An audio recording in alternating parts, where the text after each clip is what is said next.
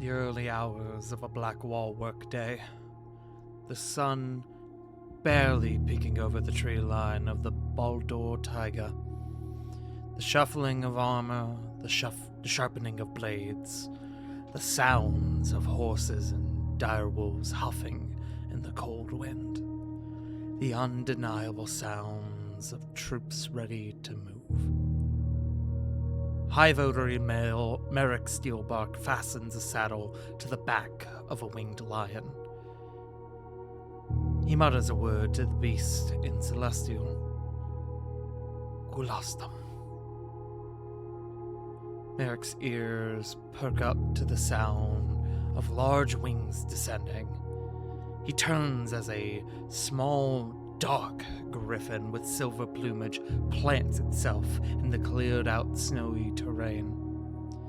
Atop the lightly loaded griffin is a rider donned in furs and leathers, masks and clothing meant to weather the cold of Baldur.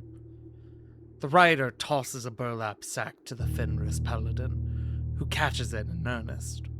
He unties the sack and peers inside. A vastly deformed head of a creature that one could only fathom was once human sits, beheaded from the rest of its form. Found it roughly halfway to Rockford.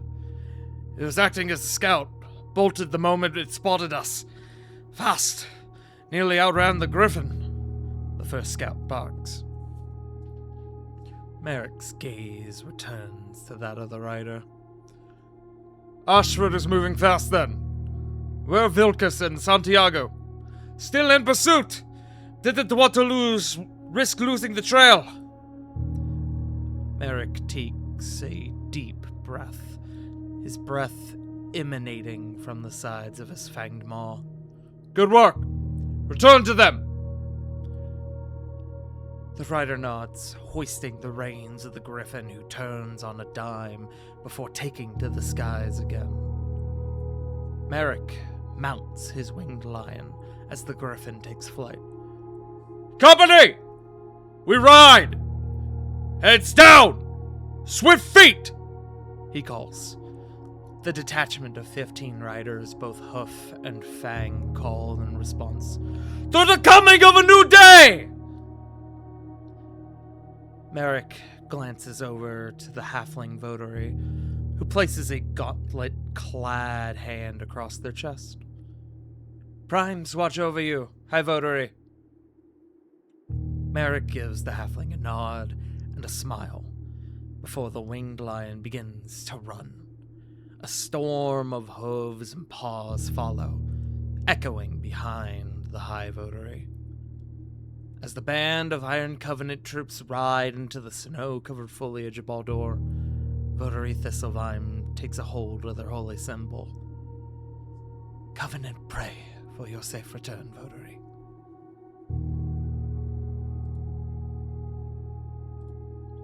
Guys, gals, and non-binary pals, hello and welcome back to another episode of Dummies and Disasters Presents Sins of the Blood. It is Sunday night. You know what that means? We are back in the city of Blackwall for another fine episode for you folks at home. Hello. Hope you all are doing well this Sunday evening. I am your humble Dumble Master, as always, the one and only Pudding Pastry, the Farting Tart, joined by my crew of intrepid souls. How we doing today, gamers? Blech. It heckin' Wimdy. It do be heckin' Wimdy. We are currently missing a member. We are waiting to hear from Punk. We know that Punk has been around, but we have not heard from them as we have been getting started into our game. So we will be waiting for them to join us expectantly. But until that point, we shall go ahead and get started. Why don't all of you go ahead and give me test rolls for the evening, and we will go ahead and we will begin.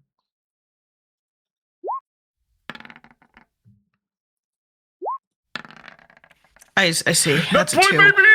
Ooh, oh my god, finally. Inspiration for Joseph. Hey, Roll20, thank you for offsetting my shit luck from the card shop today. Also, CJ, I saw it almost give you a natural 1. That was scary. I mean, as long as it's on test rolls, right? Yeah. I'm still waiting for rolls. Oh no, everyone rolled. Never mind. I lied. Hee hee hoo hoo. Alright. Yeah, I love that Pact was the only one who rolled above a 10. Hey, get them out early. Alrighty, my friends. What, not 20s? No, the low numbers. Oh. Sorry, I'm kind of dumb today. Don't worry, we all are. Alrighty, my friends. Without further ado, I would like for one of you to go ahead and give us a small recap of what happened last session. One of you, or ones of you.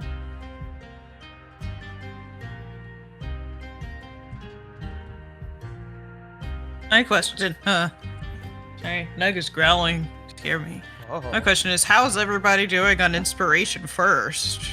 Because I'm at 4. I'm looking nice. I could do some inspiration and recapping. I'm Thank you, also love. good on inspo, so... I mean, I will still help. I was just seeing if someone else needed it more. Well, if no one else is willing, I can take it. So, after the previous night and the saying goodbye to Gelman, the various party members adjourned to their abodes, but not before there was a stop for our Dawn-Creed residents, as Pact had to go and submit himself for punishment. Dana, for her part, opted not to punish him, but did inform the two of them more about Gilman's tale, about how the party that the individual that he was escorting was hunted by vampires, and that his, well, fellow escorts sacrificed themselves to get Gelman out. Gelman returned, but chose disgrace, because he felt he didn't deserve the sympathy of being the lone survivor. Guilt over disgrace is a terrible fate to behold. Dana was not done, however, as they mentioned just a concerning rumor out at Porthole about missing folks, and requested that perhaps the two Dawn-Creed members and those that they had been associating with go and visit. When they had time, anyways. And having finished off that little trip, the weary travelers opted to return, not to the Copper Piece as has been their hub, but the Silver Lantern, for some drinking and drinking games. Indeed, Yahin told everyone about a drinking game in which you take a drink and ask a question of one of the fellow players. Information was shared, such as the concerning notion of Solomon not apparently breathing, and the curious case of Copper's age at 380, something that Libyahin in particular seemed keen on. Returning after the game to the Copper Piece with a heavily intoxicated Copper, Samurai noticed a information broker at the door for him. And as she approached, apparently a bit of information to him was given. But more information remained yet to be given as Libyahin approached soon after, making mention that she suspected Copper to be her father. although Semri was, let's say, intrigued by it. There was not much she could do other than keep an ear out, and keep an ear out she did.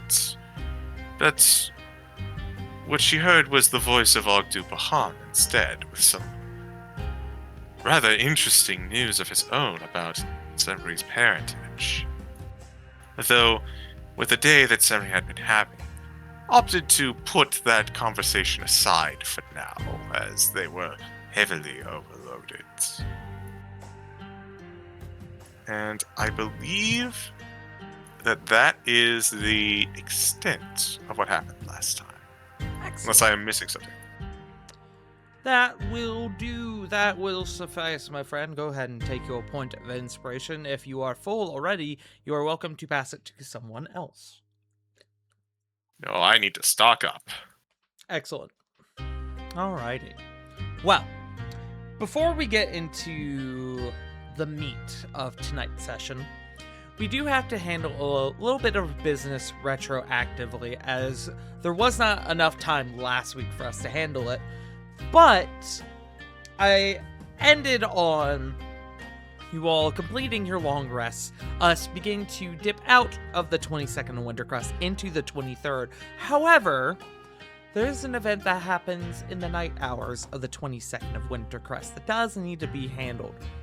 Leave me alone. I am not talking to you.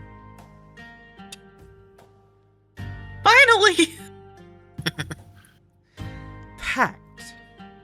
You had a Yes. match lined up for the night, as you are seeking to take your/Gelman/your spot in the Blackwall Fight Pit tournament that's currently going on. Yeah. Let me find some apt music for this. Let's see. Mostly for a point of order, Pact would definitely have tried to ask Copper and or Summary to babysit Ajana. Understood. Okay. 100% would have taken it, so. Excellent. The Excellent. baby. Da baby. So yeah, not leaving Summary alone even for a moment. Excellent. Yeah, no. Simri Simri? doesn't get a break. Get hacked on, nerd. Alrighty. Well, Pact, you head back down into Vera's Hollow, where you retake up your position as the grasshopper for this next leg of the tournament. 16 fighters have been reduced to 8. And we'll kind of, for the sake of brevity, we'll kind of skip some of the finer details of things, but all in all, it's a very similar process to what happened when you first got into the tournament. You meet back up with Baldric, you tell him, I guess the question is, you tell him that you're taking Gelman's spot in the tournament. Would you tell him of what happened to Gelman? How Pact would have mentioned it is he has of good authority and has confirmed the death of Gelman Sonoa, and in his honor, he would like to essentially fight for his honor. Understood. Okay. As go on. The winnings, he mostly would like to make a mention of like the winnings going to the Crescent Lounge, not really going to Pact's pocket. Okay. Understood. I'm actually going to make a note of that.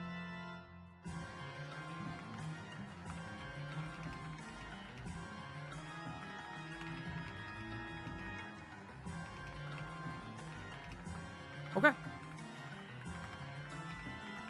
Baldric, all in all, is... I mean, he's pretty upset about the news. He describes Gelman as one hell of a fighter and overall not that bad of a fellow, despite his rather hard-ass ring reputation. But he is sad to hear the news, and he honors your requests to fight in his place, as well as divert the winnings you acquire in the tournament to the Crescent Lounge, Gelman's workplace. and you are set up with your next opponent. Your next opponent going into round 2 of the tournament. Let me find him.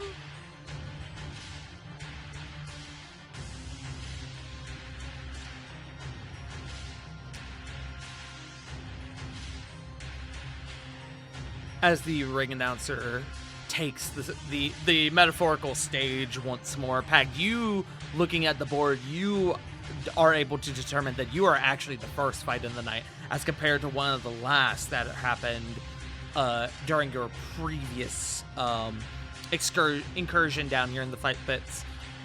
The announcer takes the stage once more. Ladies and gentlemen, well, no, that's not the right one. I need this one. Welcome on back to another rousing night of fists and glory. Welcome, welcome, welcome. Tonight, representing our first match are 2 individuals who you all have seen before. Coming out first is the one and only Grasshopper! And you get a kind of mixed reaction. You hear definitely a few, yeah, woo, kick his ass! But you also hear that your in-ring heat is kind of doing you a bit of work as you hear, yeah, fuck you, Grasshopper, fuck you! You see a number of people flipping you the bird and that sort of thing. But what is kind of your demeanor as you step on out? So, unlike the last time he visited, Pact is not actually like all gelled up and slicked back with the hair, or coming off as this brash and arrogant individual. In fact, his hair is all the way down, as if as if he's just been through the ringer itself, hands wrapped up in that leather binding, similar to how Gelman taped up his fists, and just the arms are being slunk to the side. The demeanor itself is as if, actually, yeah, similar to that. Tart. I'm not gonna lie, that's the image I had in my head exactly. Emo Vine, Arcane Season 2. Yes, actually. I fucking love it. Okay. And introducing his opponent. You know him. You love him. He's a Black Wall local. It is Yellen Garcia! To where there is a raucous sound of cheering as this very visually handsome, lean, kind of similar build in height to yourself, half drow makes his way out into the arena, and he kind of looks you over, and you can see he's already kind of stretching his wrists and cracking his knuckles. And as the two of you begin to take up places, he goes, "Hey, amigo, heard you're taking over for Mr. Sonora. I'll admit it's a shame I'm not going to get to, throw a few fists with him, but I don't suppose we can have a little bit of a good time together, amigo. Best of luck to you, friend." Pact would actually raise up his fists in a like a fist bumping motion. Tonight is not just about you or me. We fight for the memory of Gelman. He steps forward and he bumps your fist. Let's put on a good show, huh? He will back up, stance up, and prepare for the bell to ring. Alrighty. And as the bell rings, go ahead, my friend, and make an initiative roll for me. I'm not going to do initiative order on the screen because it's just going to be the two of you. 15. I'm actually missing my stat block for him, so give me a moment. Where are you? There you are.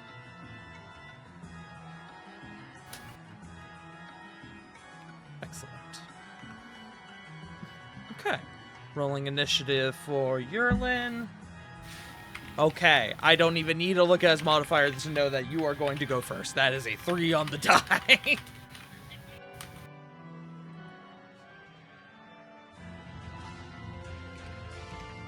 Alrighty. Well, with that, Pact, you are up first, as Yurlin, much like you, has taken up a pretty similar stance to one that Gelman would normally make. You get the impression that he is like Gelman, rather where you're a martial artist, this guy is like a boxer. He's a pugilist. Okay, I'm gonna go for the leg, then trying to go for a gonna try and go for like a strike towards the knees. If this does hit, I'd like to use the first instance of stunning strike. Okay, go ahead and roll. Also, welcome, Punkles. Punkles. Natural 2027, baby! Hello, I'm sorry. No, it's all good, my friend. Packed meaning fucking business. As you come out of the gate and you are on him with surprising speed, and you straight up like headbutt this man, and then as he staggers, you fucking go down and you stomp him on the knee. Go ahead and roll your damage. 12? Oh, 12. perfect. And- and he And needs to then make one key a... point. Yes, he needs to make a wisdom save. Our first use of Stunning Strike. It's a con save, DC 15. Con save, okay. He does pass. That is a 16 as he buckles.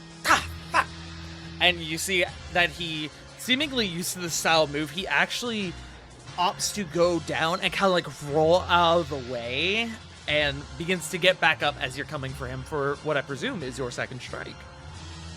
Mm-hmm. 9. 9. Okay.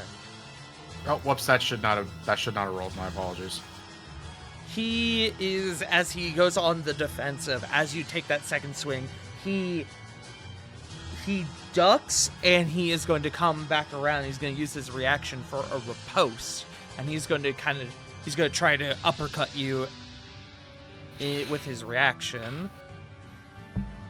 That's not going to do it. That's a natural 1. Let's see how badly he messes up. Okay. That is just a miss.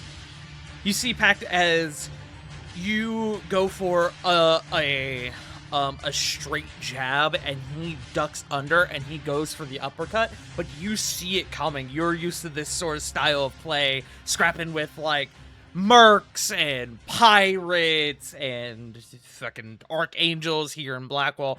This is a pretty not telltale move, a pretty basic maneuver, all things considered. And it goes up, you move your head to the side, and it goes like alongside the ridge of your face, and you are fine. The two of you back up from each other, and he kind of straightening his shoulders a bit, rolling his shoulders, goes, "Not bad, amigo. Let's pick up the pace, shall we?" And is that your turn, Pact? Not particularly, no. He will actually respond gladly, cocking his head and going in for a bonus action jab across his freaking jawline. Okay. Also, I'm going to put on more apt battle music now that we're in this. No, I need Kazaa. this one. 14. 14 does not miss. He throws up both of his arms, and your hand lands straight across his forearms. But you have one more. Okay, I'm gonna. No, that was just one. Oh, one just strike the. for the bonus I action. see. I am gonna try another stunning strike with this one. For the 14? You said it hit, right? He blocked it. It didn't hit. Oh, my apologies. I thought you said it hit. Okay, yeah. You no. hit his forearms, then- which he had thrown up to block. Okay, yeah, then that would be his turn. Okay. Alrighty. So, with that, he is going to take a bit of a breath. He is going to start his turn. He's going to use his bonus action. He's going to second wind.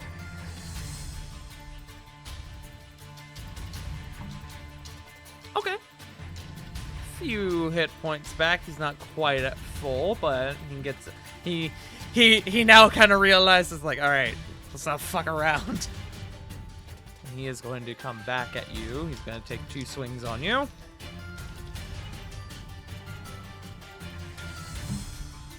That first is a 12. That is not going to hit you. The second.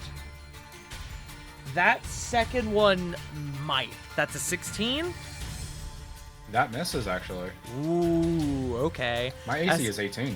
Excellent. As he takes 2 blows against you, but much like he did, you throw up your forearms, you block both of the strikes. He is going to use... He's going all out on this one. He is going to use his one and only use of Action Surge. He's going to take 2 more swings on you. That is an 18 exactly. Yep, that will hit. As he looks like he's going to throw a third strike at you, but you realize a bit too late that's a feint, as a hook comes around, sneaking behind your guard and cracking you in the head. You are going to take... if I could do basic math, 9 points of bludgeoning. You feel your ear ringing just a little bit. And then his last one. That last one's a natural 20. He's returning the favor. Ah, beans. Not super bad damage, though. That comes to... It's actually pretty comparable to your 12. It is 11. 11 bludgeoning damage, as you're kind of momentarily disoriented, and he full on grabs your head, brings it down on his knee, and you are nearly launched backward. That will be him. It comes back to you. All right. Well, no reason to frickin' let this continue. So yeah, just gonna go for a strike.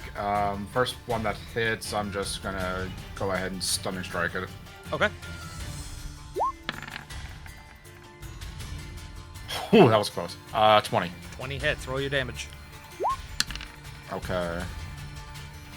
6 damage 6. and key point for a con save. That one is a 17. He still passes. Damn. Oh well. Second strike. Okay. 13. 13 does not hit, unfortunately. Bonus action, I'm gonna go for a flurry of blows. Return that fucking favor. Okay.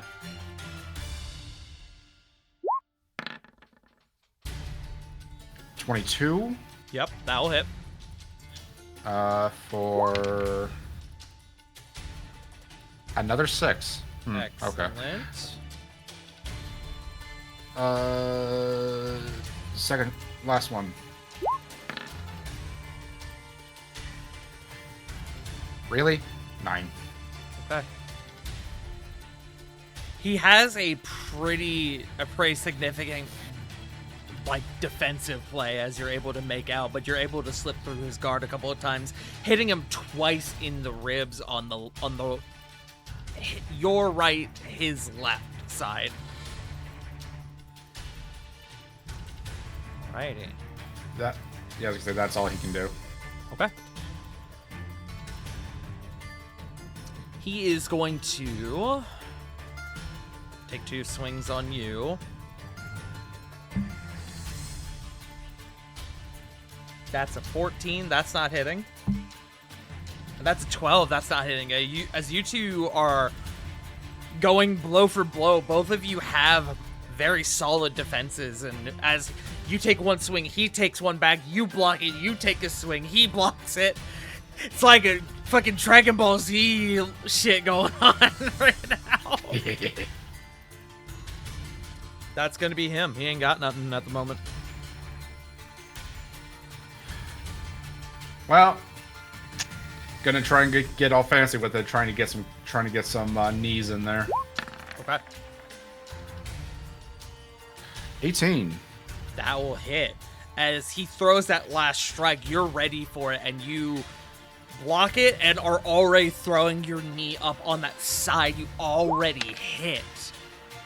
You feel you knock the wind out of him a little bit. He staggers backwards. 5 points of bludgeoning and going for one more stunning strike on that. Okay. That's cocked. That's a 10. He is stunned. He has one use of Indomitable. What? We're gonna see if he passes. No, that's lower. He is stunned. Cool, let's go ham on his ass then. As you deliver that knee strike, and he begins to to straighten himself up, and then you see a bruise almost in a welt beginning to form in that spot you struck, and you see he kind of buckles but whew, whew. He has to take a moment to recover, but you're on him again before he can get back up. Go for it. All right, it's with make sure I have advantage on. Yeah. 14. Come on. Unfortunate. Roll 20, you silly goose. Last key point, flurry of blows. Actually, you know what? No. I'm gonna use my inspiration. Okay. And re-roll that. Do it. 18 18. hits. 9. During this particular moment, I'm gonna see if this knocks him flat as you come running up doing a near Superman punch and practically knock him off his feet. Let's see if he goes down. He does have to make, does he have to make the save or does he fail because he's stunned? He automatically fails. As you, with that strike, boom, you knock him flat. He goes down on his back. How long does the stun last? Until his next turn or until yours? Until the start of my next turn. Okay. So... Okay, cool. Oh, until the end of my next turn. The end of your... Okay. Excellent. Well, he is down on the ground. He's dazed. So any other attacks will have advantage on him. Or you can attempt to pin him and keep him down. Pin him being just keep him on the ground, not like a traditional wrestling pin. Yeah. In the spirit of sportsmanship, I'm going for the pin. Okay. Then I need for you to make me. Well, here's the thing. Technically, don't need to make a check. Well, hold on, because that's for saves.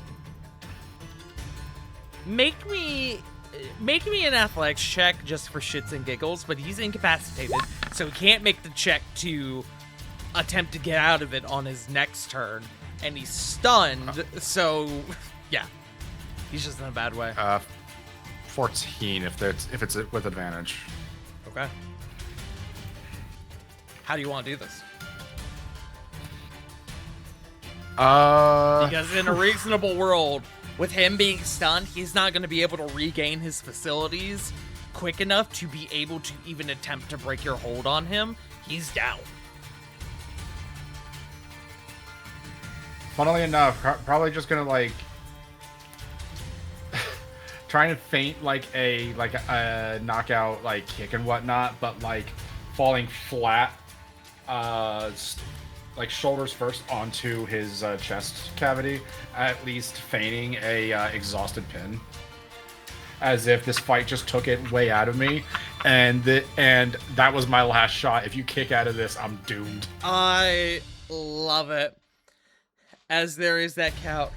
1, 2, 3, 4, 5. It's over, and you hear the bell ring. The announcer / referee, however you want to call it, He's like waving off like, it's over, it's over. You are helped up to your feet. Yerlin is kind of like coming back to himself. He's still kind of dazed. And the announcer takes your hand. And your winner, moving on to the semifinals, is your man, the Grasshopper! And again, you hear this time more, woo, instead of boo. You get the impression you are winning over the crowd. Pact will do a very exhausted bow, hair a mess and covered in sweat. Face looks like he has just been through a war.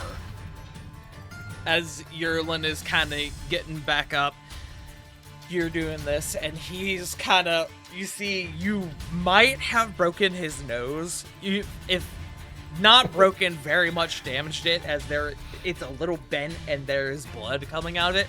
You see that he kind of wipes it away with his bandages around his knuckles. And he goes, oh, good shot, amigo. Not too fucking bad, huh? He's gonna offer you that fist bump again. Oh, he's gonna take it and just give him a nod. You're not so bad yourself. No, I should fucking ain't. Let's do this again sometime, huh? And he'll kind of like pat you on the shoulder. Terms. Yeah, he'll return the pat with a little bit more harder pat on the back. He'll then take your hand and like raise it and do like the point to you. He's selling you to the audience, and you hear a lot more of like, yeah, let's fucking go, yeah. But Pact, with that win, you move on to the semifinals. Well done, well done. So, to that end, let me now give you the brief as to what happens next. First of all, are you taking any of the money that you get just for fighting? Because you get a cut from the overall winnings. Or are you just sending it straight all to the lounge? He would like to send the winnings for this one specifically straight to the Crescent Lounge. Understood. Then the Crescent Lounge is going to get a payout of 70 gold for this one. Hell yeah. And you are in the winner's circle, in quotes, with the last 4 individuals going into the semifinal round of the tournament. The standing as follows. You hang around, watch the other matches, as there's only 4 of them tonight. The other 3 winners that come out from this round of matches, this group of matches, is yourself, and then you have... I actually have art for him now. You have the Martyr, Valen, who you and Bulk met previously. You have the Viper, Gromash, who above game is the lizard folk that Valen had mentioned to Bulk. And the last one going into the semifinal round is one that you remember sticking out a bit in the locker room, which was the Great Brute, Tursus the Minotaur.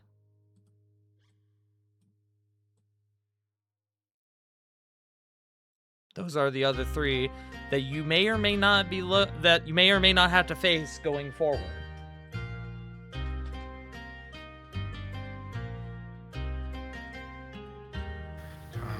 Right. Give you Tarsus's information because he's the only one you don't have in the Hoopst channel.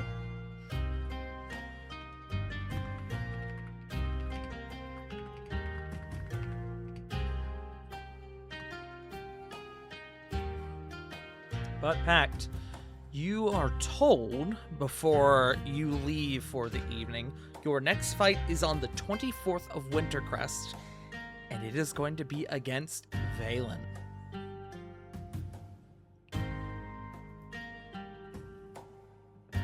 Which means on the other side of the bracket, it is going to be Grumash versus Tursus.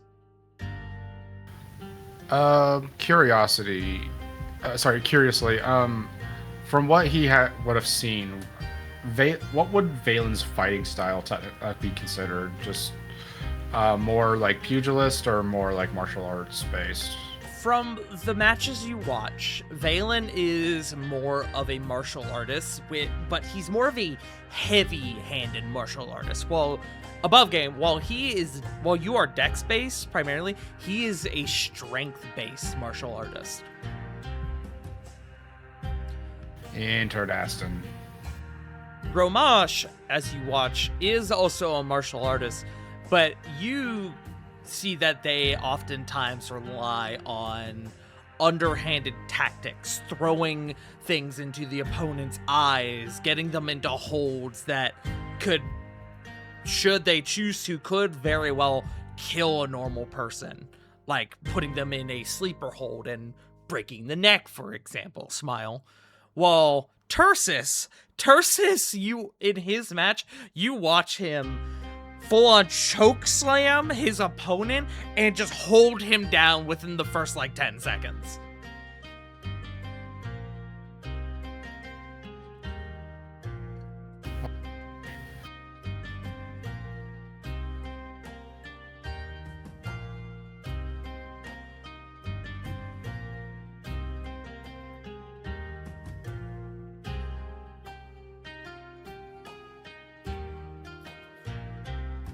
Do you have any more questions?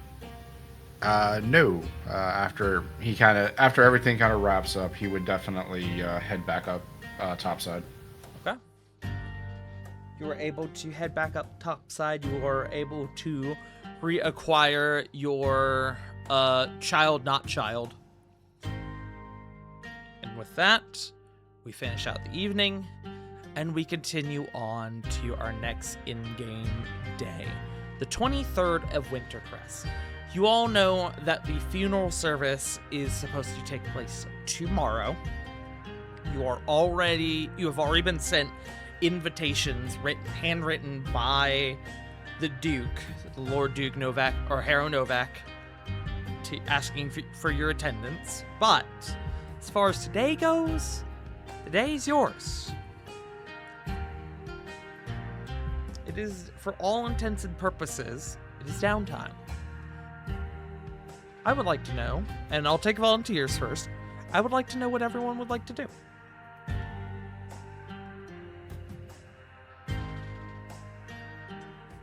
Mostly because it hasn't been done in a while.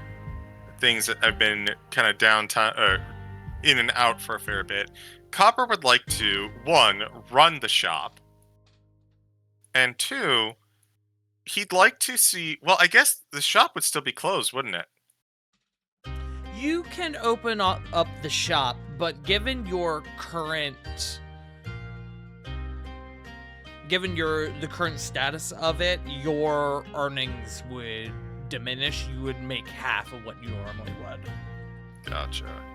In that case, he's going to spend the day mostly on the other half, which is zoning for the remodeling that's going to be happening. Okay. He's going to take it light today. Okay. Understood. Same with Simri. Taking it easy. Until the night. Until the night. Got it. Okay. I was about to say, I was like, you sure? Okay. Copper, you are able to acquire half of your normal earnings for the day, and you're able to finish out zoning for your remodeling that you have planned. You know you are meant to receive your payout for repairs here in the near future.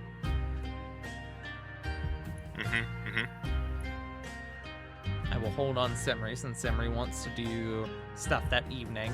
But Simri, I take it for the day you are resting, at least? Yeah. Okay. Let's just find a thing.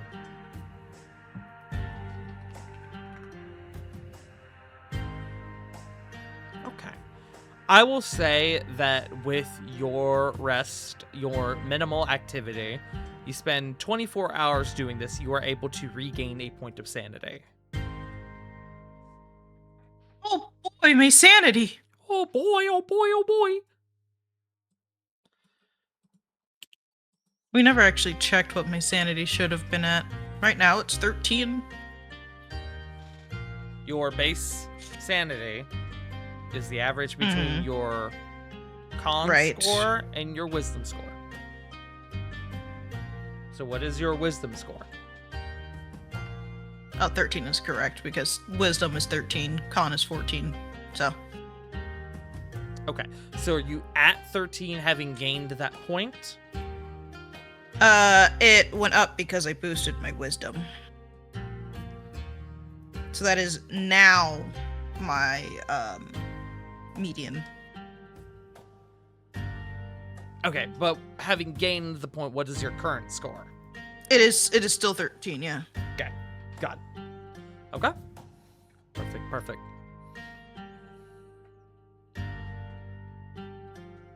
Would anyone else like to go next?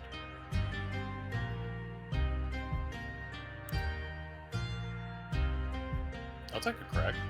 Okay. Solomon, what are you doing for the day? First of all, I do need to know, are you just doing your regular dose of your medication for today? Considering events that have transpired and the whole death situation, I think double dosage would probably be the best. Okay. Just as a kind of means of, you know. Go ahead and make a constitution check for me then, my friend. Constitution check. Let me get this back. 16. Okay. Understood, understood. You quiet the horrors within. You silence the voices with a little bit of a double dip into your medication, and you begin to feel, having done this a couple times in the past couple days, you begin to feel the excess of medication beginning to not take its toll, but kind of beginning to almost like recoil. It's beginning to fight back a little bit. So just something to be aware of. But Okay. otherwise, what are you doing today? For the majority of the day, I think Solomon would probably have been taking some time to rest, doing light work, helping out within the tower. However, he would probably like to schedule a meeting with Bastion, just because he has some internal questions that's been kind of plaguing him since the graveyard incident. Okay, let me change our music.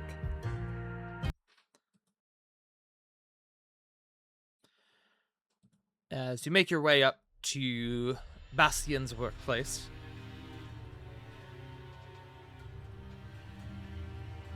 I just deafened here in the Discord on accident. My bad. It's all good. You make your way up to Bastion's workplace, and you are able to acquire your meeting with him pretty easily. Solomon, come on in, my friend. How can I help you? Bastion, good to see you. Apologies for such a late meeting. I've been trying to get things completed around here. I'm sure you're taking the loss of your friend rather hard.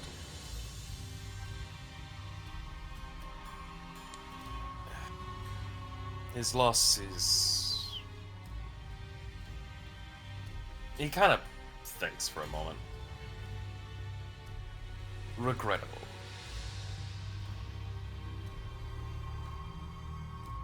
Any loss of life is regrettable, my friend, but how are you feeling?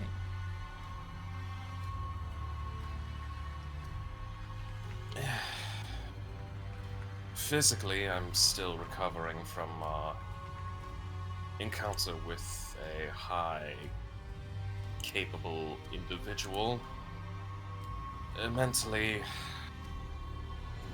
I've had to go a little bit of the upper levels of dosage to help keep a little bit of quiet. So far, no negative side effects. Might need to require a stronger dosage if I start building up a tolerance. Well, to be fair, you're not supposed to be double dosing, but I understand. Just attempt not to make it a habit. I will try my best. I make no promises. Bastion, I have a question to ask you. How long have you and I known each other? 6, 7 years now, roughly. And it's been quite a nice 6, 7 years, in all honesty. Are you about to propose to me, my friend? No, dear God, no. I Okay, have no you didn't romantic- need to say it like that. I have no romantic interest in anyone. Oh. Why don't I know it? As he takes a sip of his drink. If you're referring to dear Redhead, believe me, it's nothing against her. It's just It's not you, it's me. Yes, I know. I know how you work, my friend. And I shall not push. I respect you too much for that. that's the thing. How I work. Bastion, I would be lying to you if I haven't been thinking over my condition for the past few days. And recently, I feel like I may have stumbled upon something as I have managed to, I don't know, stumble upon something forgotten within my own mind. Where is this coming from, my friend? I've noticed the new scar. I was hoping this would be in relation to that, as he kind of gestures to his own throat, where, in mirroring with you, that would be where your new scar has coalesced from your fight with Rook.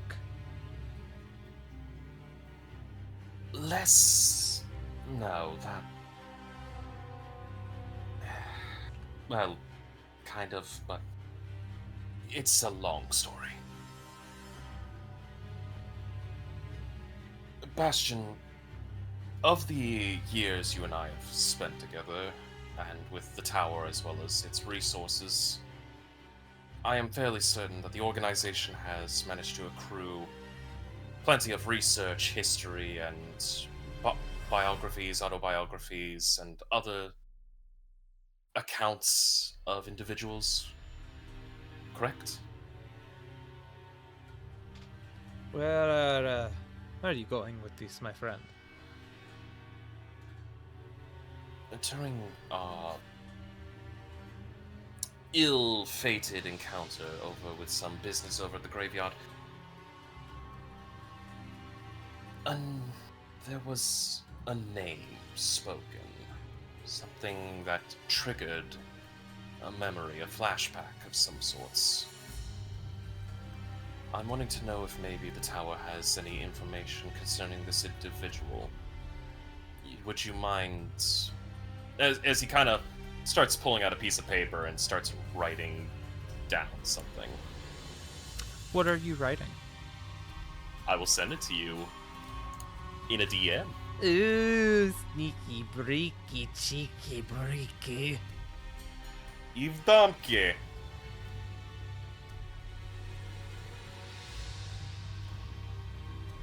as he watches you expectantly write. He will write this down. He'll fold up the paper and hand it to him and go, I would trust secrecy upon this. I don't know why, but this topic holds some weight, albeit an unknown weight. You see him open up the paper you handed him, and he looks at what you've written, and you see that his brow immediately furrows. Can I insight check him? Yes. Oh boy!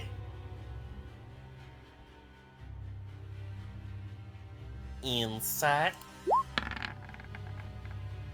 Ooh, 24!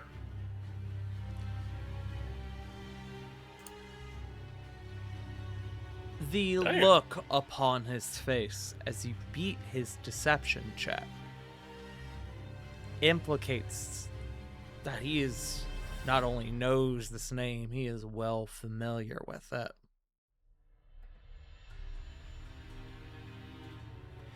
Well, this You need not individual, say this Rook fellow that you met, they spoke this name to you. Solomon, I'm gonna let your insight ride, Ooh! and I'm gonna DM you something. Ooh, secrets.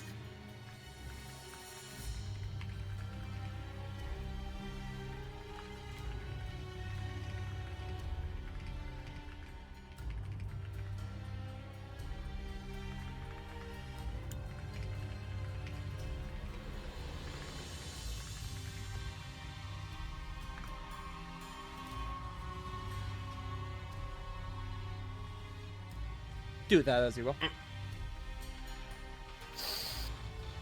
Okay. I feel like a dirty little slut learning this. Somebody quote that. I was not expecting that. That's remember that neither, time you damn. said if I've ever heard it. Sorry. I'm in a much better mood after dying from Friday. Yeah, clocking that. Oh yeah. Oh yeah, he is clocking that and keeping that to himself going. Repeat the question if you don't mind, just so that way. He said to you, and this Rook gave you this name.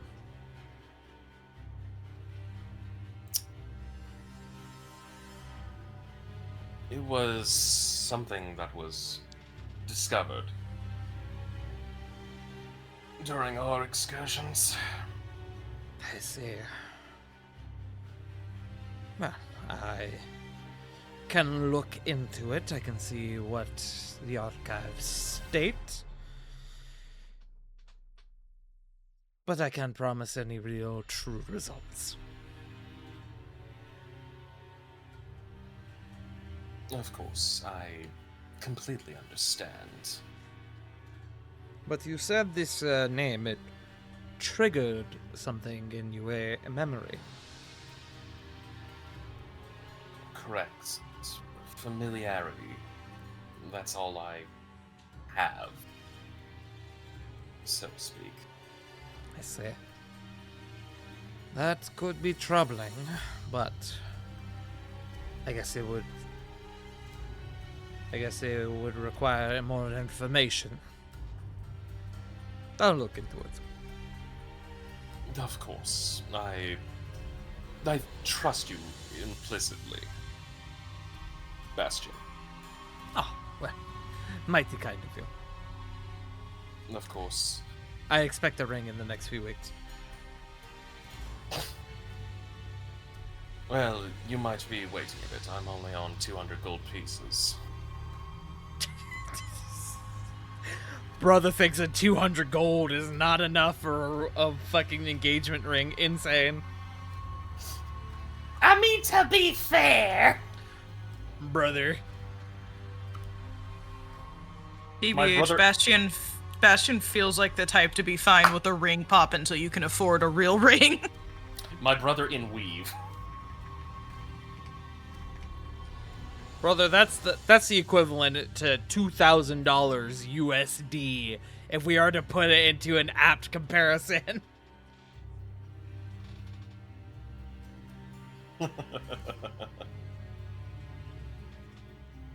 He's going to kind of just, Huh, that's weird. I'm sorry, I thought I heard somebody screaming outside. It was me, I said. Oh no! I'm getting mauled by dogs. Ironic, I know. Poppy. But he'll kind of just get up a bit and just go, other than that, thank you tremendously. If it's alright with you, you wouldn't mind if I place in a bit of a request? I'll go down the entire list if need be. Oh, there's a list. Oh boy. Like And I he's said, gonna slowly just slide you a requisition form.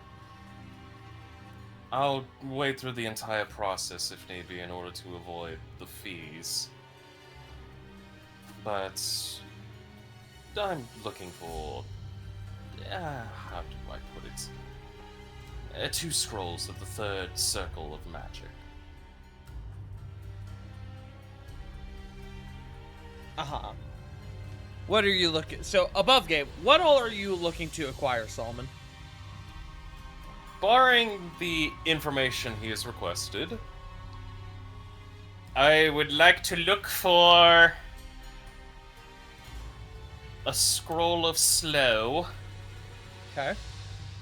I'll type it up if need be.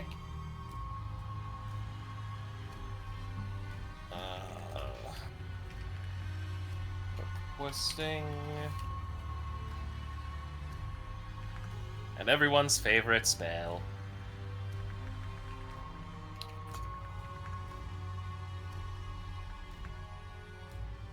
Yippee, more fire.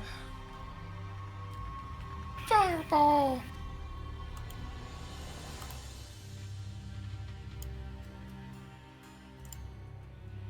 But that's that's basically everything for him. Okay. Give me a moment.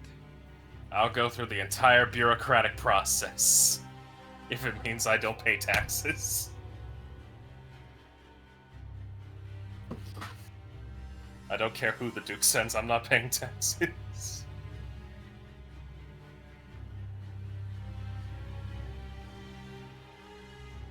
Fucking mood, though.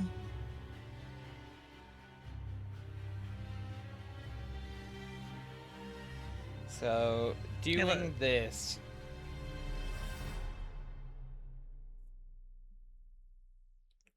I'm just needing to see. I'm needing to determine how long this would take to craft, if these need to be crafted, but they are pretty accessible spells, all things considered. Is that all you're wanting? Is just the 2 scrolls? Oh yeah, that's all. Okay. That's all. And you don't want to pay for the express, do you? No, dear God, no. Okay. Look, I only got 200 gold, my guy. I'm kind of a broke bitch. In regards to that. Y'all just got a big payout, my guy. I know. But I understand wizards are always an expensive bastards. That's true. Okay. It will take a collective for the 2 scrolls. Maximum, if they need to be scribed and crafted, maximum 5 days, minimum 2 days. Okay. Okay, that is actually quite reasonable.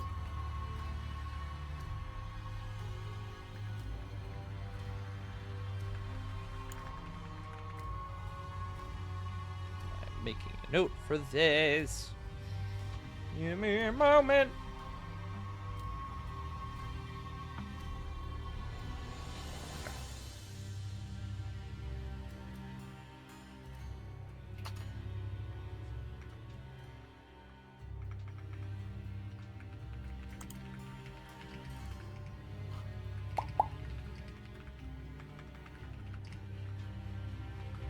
Two to 5 business days is pretty standard, so Yes. it's pretty good. Yeah. You know? It is Finally, 20. I'm not the only person on the party with fire damage.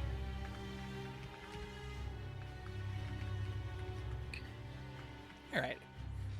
Excellent, excellent. Is that all you need at this moment from Bastian, or do you have more for him? I think that'll be it. Solomon will get up, and he'll kind of shake Bastion's hand, going, "Again, my sincerest thanks to you and all that you have done. Bastion, you're a lifesaver. We'll have to... I know it's not much in terms of doing anything positive for me, but I know for you it would be something nice. We'll have to have tea and biscuits sometime." Solomon, stop.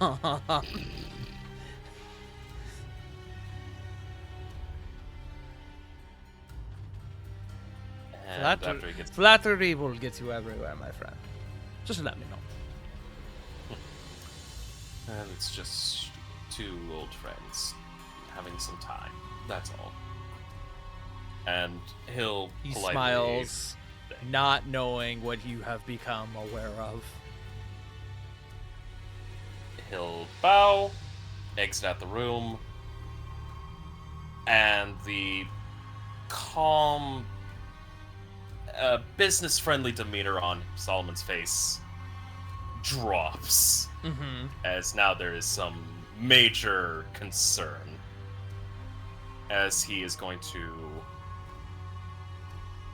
head back to his room.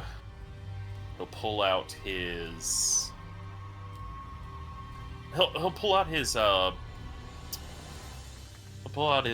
spell book, Uh-huh. and he will write in Abyssal. And I will send you what he is writing. Okay. You're writing this in your spell book, you said? Yes. Okay. All it reads is. Yeah. Oh my god, I can't believe Solomon created corn. I was thinking that too!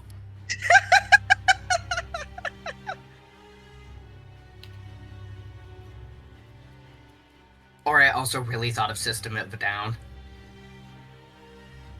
No, I don't think we like them anymore. What do you mean? I know we don't like the drummer of it, but the main dude is still fucking Yes, rocking. yeah. Surge is good peoples. Yeah. It's just the drummer and Darren are just douchebags. Nutters. Yeah. Okay. Noted, J. Frost. Excellent. Anything else for you, my friend? That's everything.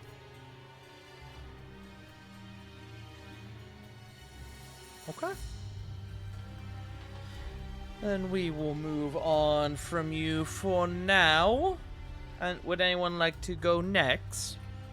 I have some things written down, but I'm seeing if anyone wants to take initiative in this moment. Not roll initiative, take initiative.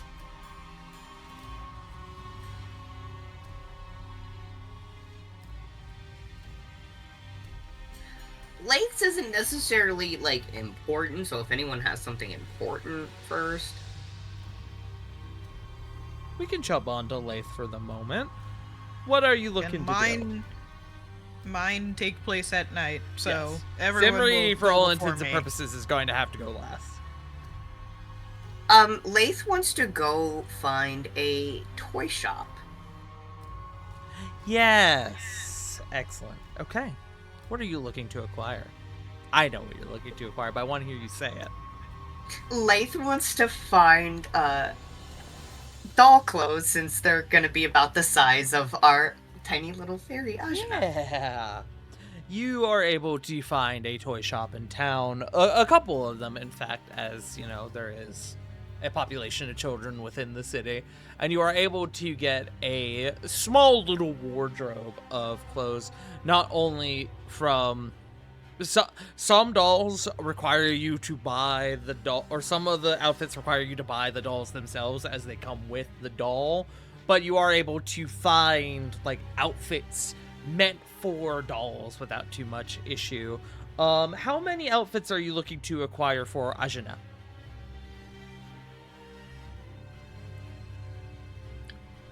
Oh, that's a hard one. At least 4. We'll go with 4. Okay. 4 sounds a good number. Okay.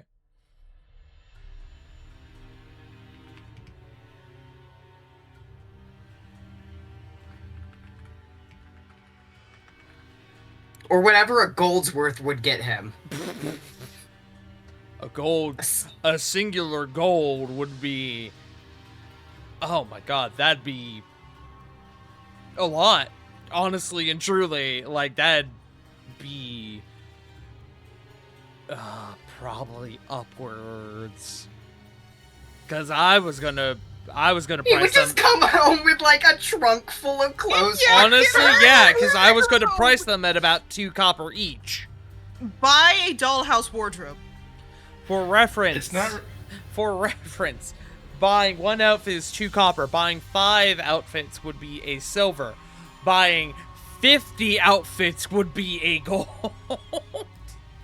Which you can do. However, I'll be honest with you, I don't know if there are that many variations of outfits. Have you seen Would be dolls? surprised. Yeah, doll clothes? Yeah, you would be so There are- surprised. As it says a man who has never played with dolls before. Alright, but hear me out. Or This has raised ain't a the daughter. fucking American Girl doll store in New York fucking city. This is a... Fine. Look, this He'll is buy a Blackwell. dollhouse to go with it.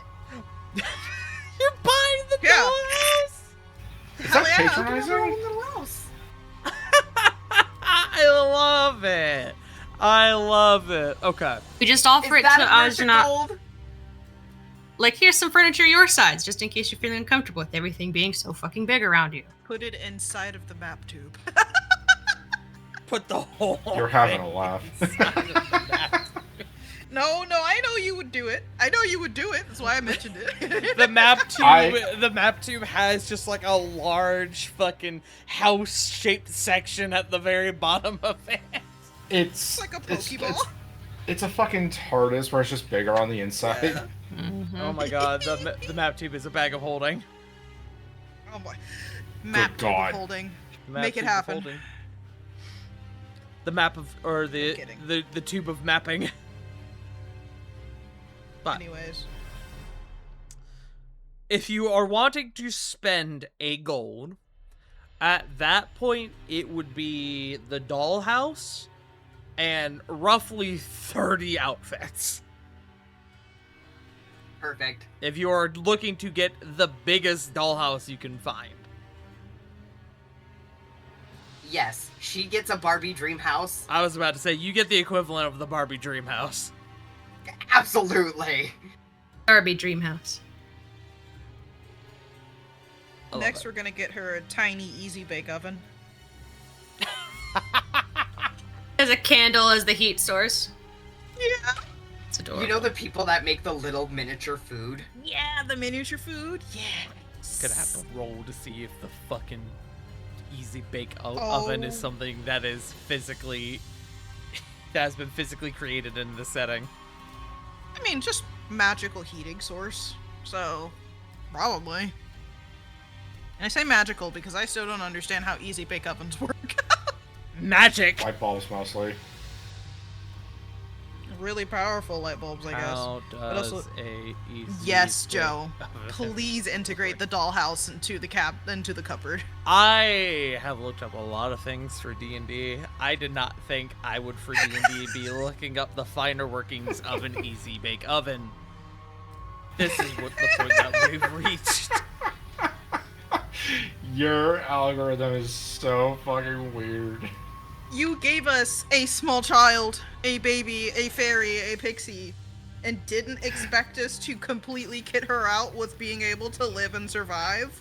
The last 5 fucking searches I have in my Google search history are insane. How does an easy bake oven work?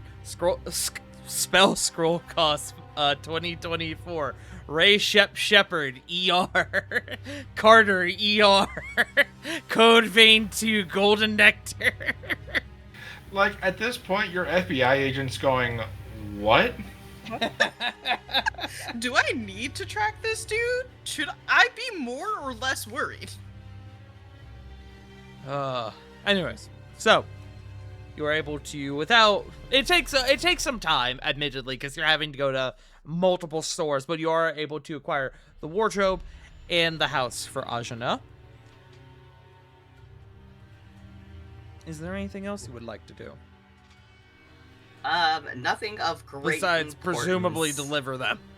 Yeah, of course, Laith will deliver them and everything. The only other thing he really had to do was get potions, but that can wait till everyone wants to either all make the potion. I am going Yeah. to hear before we end the day, I'm going to do like a collective who wants to buy what sort of thing.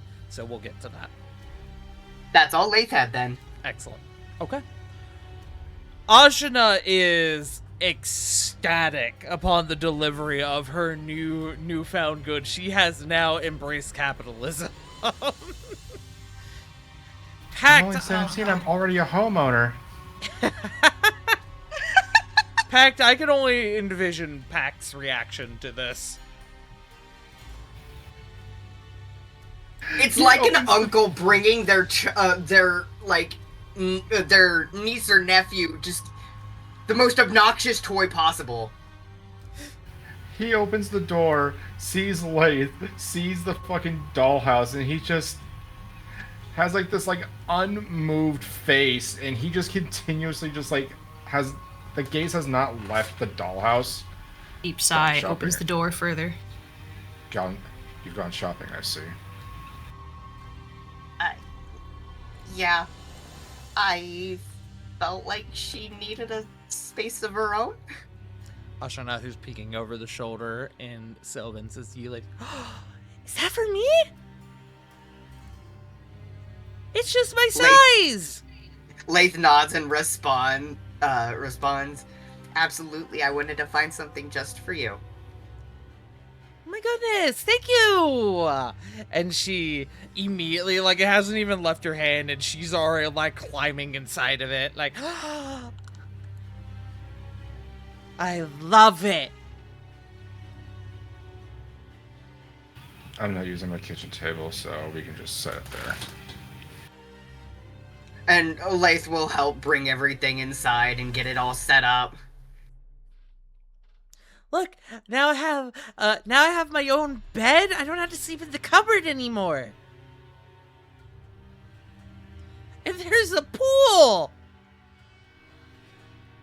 And a slide. Okay, I was about to ask, is this an infinity pool?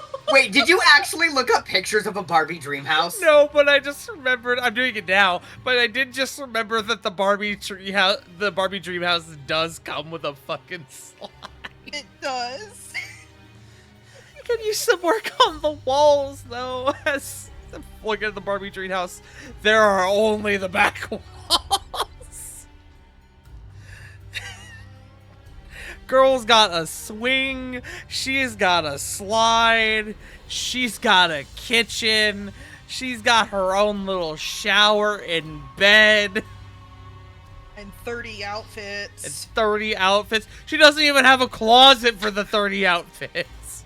There's a What the closet fuck, in there. Barbie? It doesn't have any hangers. I can't wait for Lathe to come back with the fucking, like, the wind-up car. Hangers. Yeah. Lathe is probably gonna come back with, like, toy furniture and stuff for it, too. Oh, I love it. Oh, I love it. Oh, she's gonna be the smartest fucking pixie ever. And the most Decked loyal. out, all in ass pixie. Right. See, I made out like a bandit for a single gold. Damn. Yeah, you did. Good job. That's all, like $100! Yeah, of course you did! No! I was gonna say, I would dolls fucking hope right so. now cost about $20. The Barbie Dream House is $130? Yeah. Yeah. Alright, I changed my mind. For all that, that's 2 2 gold. Oh no, 2 gold. Oh no, a whole Oh, wow! Ah! Yeah, oh no! To my 620. I'm gonna make the easy bake oven a fucking platinum. Welcome to our horror campaign where we're spending 2 gold on a Barbie dream house. Oh, I want to do an And aftercare 30 episode! outfit. Fuck you! Yeah, fuck you, CG. We are having our aftercare episode. Thank you. So Called bringing it eulogy, back but it's to aftercare. Nobody look at the stream title. Go ahead, Pac. Saw that. I see it. So, Pact would look towards Lathe and ask him to translate to Ajana. Hey, can you say, I'm fine with this, but it's your responsibility to maintain its cleanliness and upkeep. He nods, and looks at Ajna. And in Sylvan. Now, got all this cool stuff. We gotta keep it clean. I can do that. Clean home is a happy home. Clean home is a happy home. Wait. Is the house alive? Do they do that here? No, it's a metaphor. Oh. It's just a saying. Can the house be happy? That's what I I'm think gonna with call you it. here it Happy will be. home. Oh, that's so cute! Oh my god, I'm gonna cry. Happy home acquired.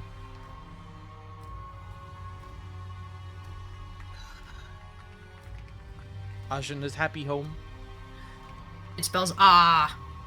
Oh my god. I was just thinking it. I'm so happy you said it. No, that's what Pact is thinking right now. It's because that's how you feel when you look at her. That's also her favorite sound. Ah! Also, I'm mesmerized by this gif of the cat playing with Hot Wheels. Yeah. Yeah, no, We sorry. need to do that with Bella. Because I was like, Latha's gonna get Ajana Hot Wheels next. That's gonna be sick. And then I picked that gif and I can't stop watching this fucking cat. But He's trying so hard. he is trying so hard. But Lath, I believe that is all you had for this moment. Yes. Okay. Then we will change our music a little bit, and I believe I know who is next. A Bulk. Bulk. What would you like to do? I know you sent it to me already, but I would like for you to say it. You're fine. I was gonna.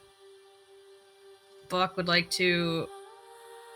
Well, since he got the offer to go back to Silver Lantern, he'll spend the next day or two, like, helping Chaplin out as best he can, because he does feel bad that he's kind of just soloing it. Mm-hmm. Because he's so damn charitable, it's hard to even have a staff help. So he's like, you know what? I'm used to doing menial labor anyway. Aww. Fuck it. Plus, it'll help him keep his hands busy while his brain is trying not to dwell on Gelman, but is absolutely dwelling on Gelman and everything. Mm-hmm. Dr. Chaplin is thankful for the menial labor. He admits that he really can't pay you much of a salary if that is what you desire. And you get the impression No. that's likely why he doesn't get a lot of help around here, because he can't pay his staff. No, he's not pressed about it. If he brings it up, he'll remind Chaplin that he will regularly give a bit of gold here and there because he's also getting muscle bomb out of it. So if he feels like Bach is getting stiffed in any way, he can just give him a little extra muscle bomb or something. Excellent. He's doing it to help. It also helps him. Speaking of, by the end of the day, as payment for your services rendered, he does give you your first, we'll call it alpha build, or your experimental dose of your custom Tiger Bomb. So, this Tiger Bomb, it has 10 uses. When you use it, it lasts for 1 hour. And during that hour, you gain a +1 to all strength saves and all athletics checks.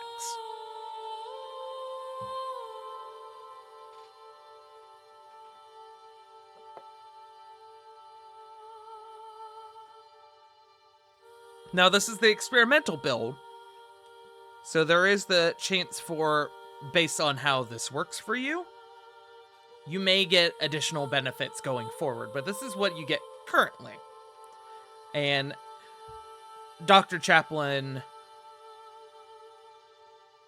offers to help you test it by applying it to you to your sore spots, should you accept.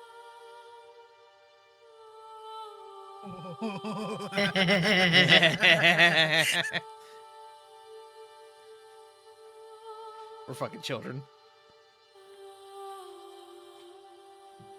No, I just love torturing my boy with the subject of making him nervous. Would you like me to apply it to you? Are you feeling sore after the labor I put you through? And Balget should be known, you really, like, you Didn't do help much for him. you move some stuff around, you helped do like some inventory stuff, but I mean, it was, compared to your standard day, it really was truly like menial labor. I work, no reaction. Yeah. He'll shrug. I prefer to test these things not in the heat of battle, sure. And he's still really nervous about any furniture that doesn't look like it was built for a really big race, so he's gonna sit like gingerly on the floor. Would you be happier on the exam room table, or?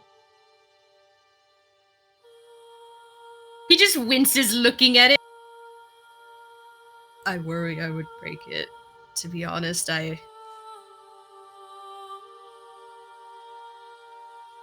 mean, as long as you're comfortable. And he will take a little bit. He will use the first use of it, so there will be 9 left. And he will come up around and he'll kneel down behind you.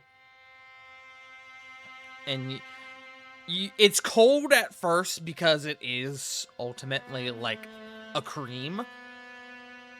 But he begins to run it alongside the base of the 2 sides of your neck and your shoulders. And he rubs it down to roughly halfway down the bulk, if you will, of your back. And you notice, because you're kind of staring awkwardly, your brain has shorted out. It is occurring to you in this moment just how gingerly of a touch Dr. Chaplin truly has. He's methodical and graceful, and you feel his fingers making their ways into the curves and nooks of your musculature. and you feel them come up to around the cusp of your neck, and you feel them linger for a second. Almost like he gets lost in thought for a moment, but then he sort of seems to collect himself and move back along the further down your back. I love Buck's going to I love sigh. everything that's happening in this Discord. I know, by the me way. too. Buck is gonna sigh.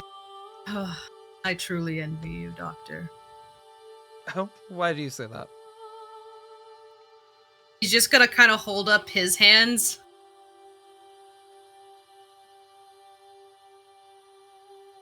A gentle touch is difficult for me, whereas you've made it your career. It's just interesting seeing the other end of the spectrum, and he'll just like clench his fists and put him down. You feel one of his hands kind of like move down across the bulk of your arm. Obviously, like applying the balm, but you feel it come up into your hand, and he feels the calluses in your palms.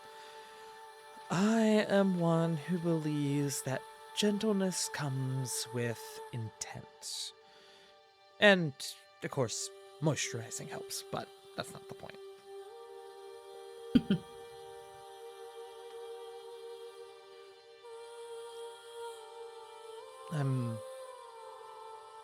I'm sorry about your friend, Yelman.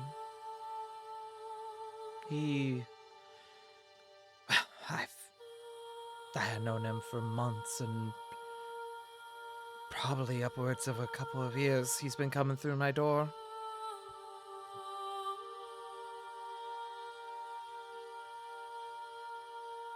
Seems like it was more right to call him your friend than mine. You could say I hardly knew him, but it felt like he'd always been there. Would always be there. Well, I was a doctor, but as a doctor, you hear a lot of things. You really begin to understand someone, and this might not be an apt term, the heat of their care. You learn secrets, and you learn about their interests and their loves.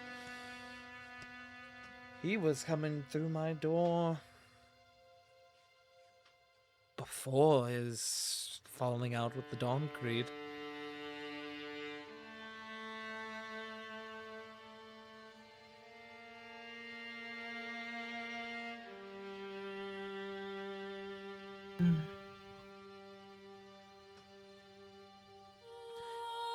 He would tell me how he loved to fish. It was his one joy aside from doing what he loved, being his work life. He would love to go down to the harbor, and he would throw out a big net, and you would sit there and you would watch the waves as he would catch crab and all sorts of things. That was what he actually did before he came to Blackwall. He was a fisher down in Zaraford on the coast. That's where he was from. I don't think I've ever fished on my own, not besides spearfishing in a few rare instances. I tend to enjoy the... Sorry, I think it's thundering. Sorry if that picked up. I won't lie to you, for a moment I was like, Harley? No. I tend to enjoy the fruit of that particular labor, but I've rarely done it so myself. Fishing was never, I guess you could say, my speed. My mother, when I was growing up, would have me help her with the garden. We had this... My family owned a vineyard as I grew up. So we would make wine, and I would love to go out and pick at the grapes and eat them when they were fresh in season.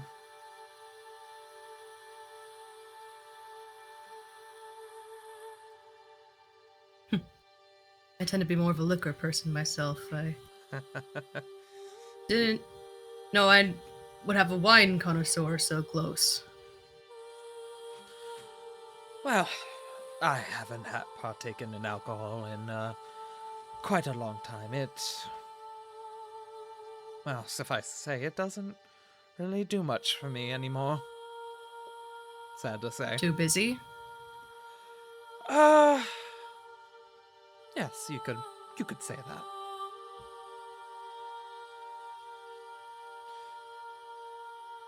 Staying close to my duties.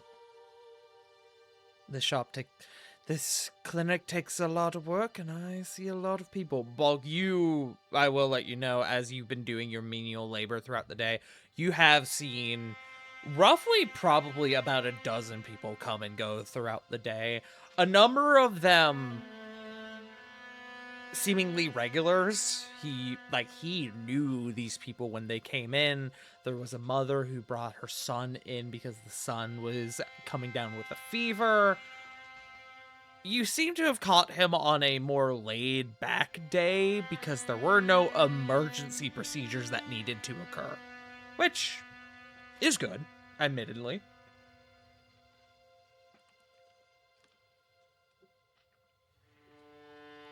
Shame the doctor doesn't get to let his hair down, though he does so much for others.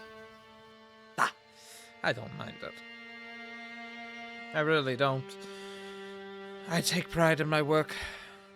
A lot of pride, even.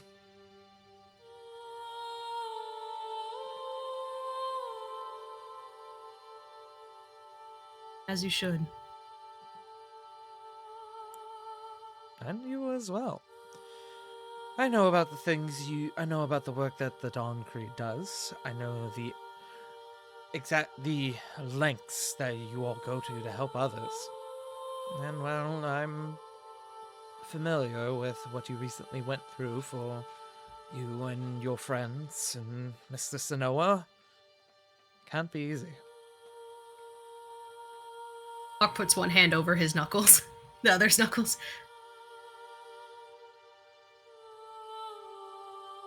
Not covering his, scars, but just, acknowledging his, Mm-hmm. I try to help where I can. It usually comes back around in some way.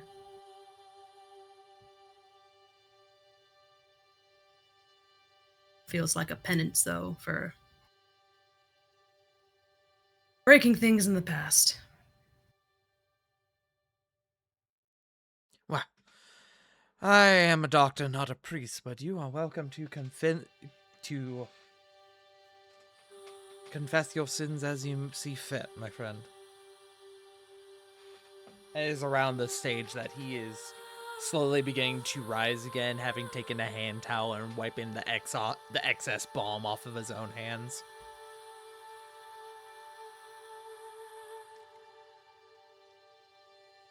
I am not a therapist either, but I find that sometimes just lending an ear to listen does my patients a lot of good.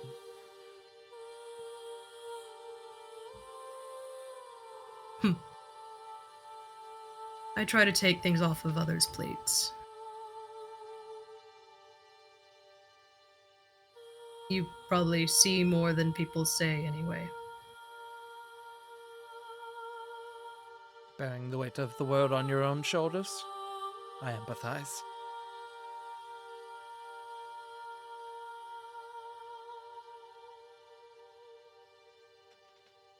Help wasn't always around. I learned not to lean by not expecting it to be there. But that goes for you too. We all need to, I think vent is the word, a little. I tend to vent with my fists, and he'll just hold up one of his hands idly. But there are probably better ways to do it.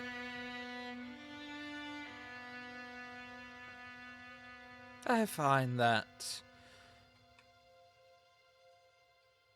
doing what is most favorable to you is the best medicine to, as you say, venting.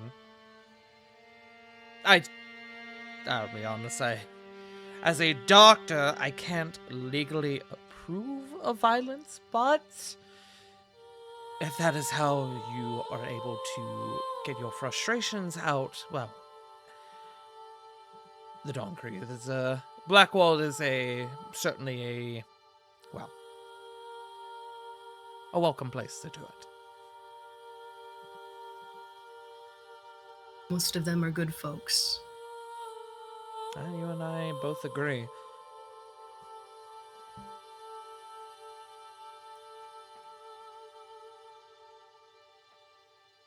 Thank you, Dr. Chaplin. It is my pleasure. It is part of the job, after all.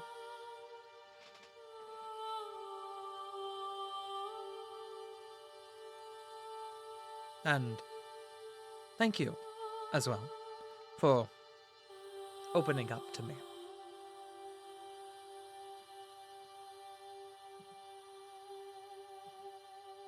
Not easy, but you're welcome.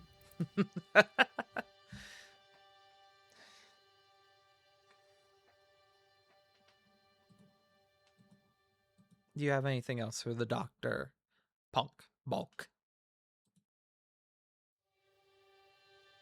Nah, this shit has been cute. Okay. You finish up your work for the day. You head on home for the evening. Where are you staying at the moment? Are you still staying in the Crescent Lounge? Because I believe that's where you stayed the previous night, correct? Or was it the guild hall? I don't quite remember. I only passed out on the floor of the clinic, but Oh, that's right. but he'll head back to the Silver Lantern with a promise to regularly check in at the clinic. Because busy hands means brain zoom a little less. All work and no play makes Bulk what was the thing? All work and no play.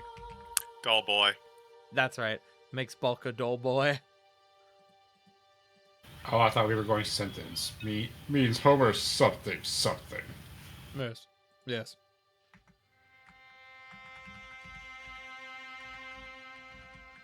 Now he knows to make a note. I don't know. We should make a note to bring Chaplain White if it doesn't do much for him anymore.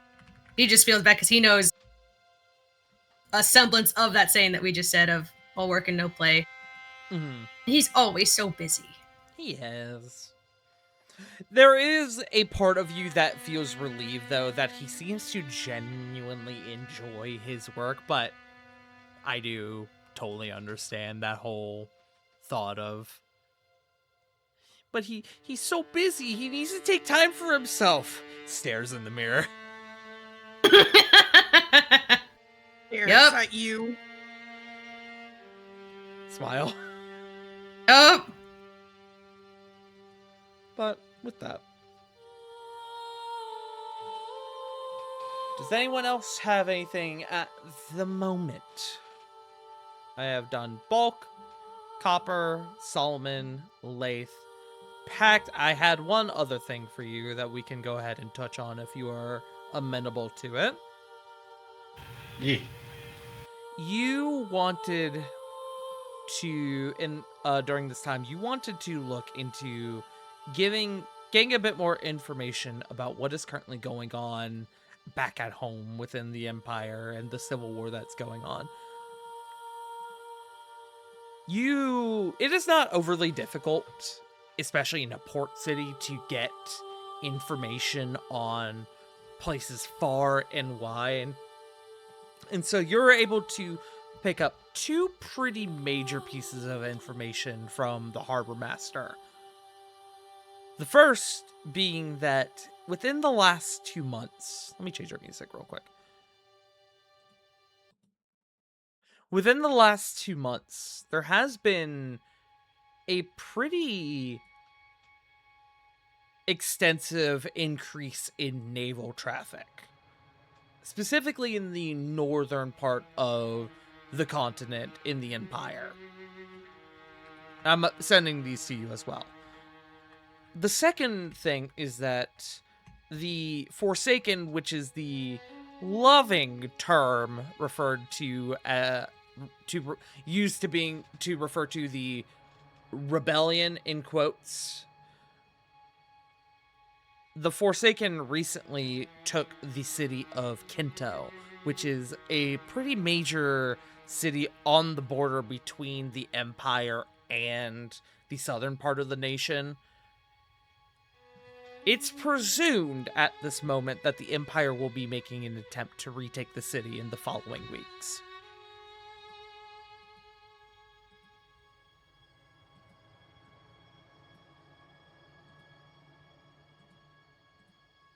That's what you Sorry, are I was typing. Yeah, that's what you're able to currently acquire. And I sent it to you as well. Question then. Mhm. Actually, I'm gonna send this to you privately. Okay.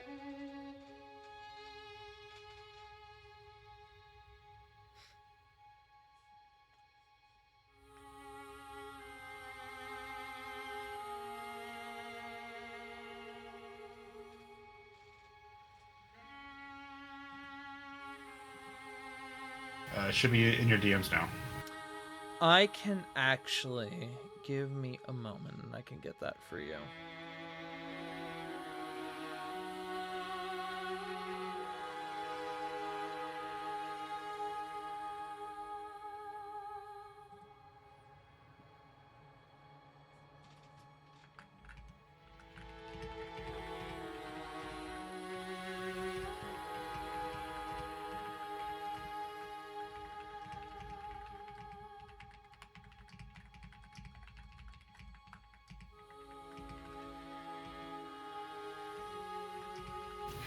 In other terms, Tony Storm bit a woman's nipples off. I'm not even joking.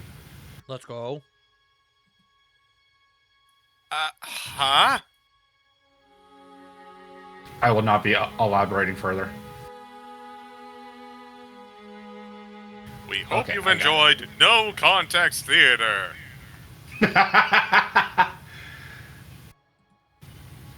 Okay.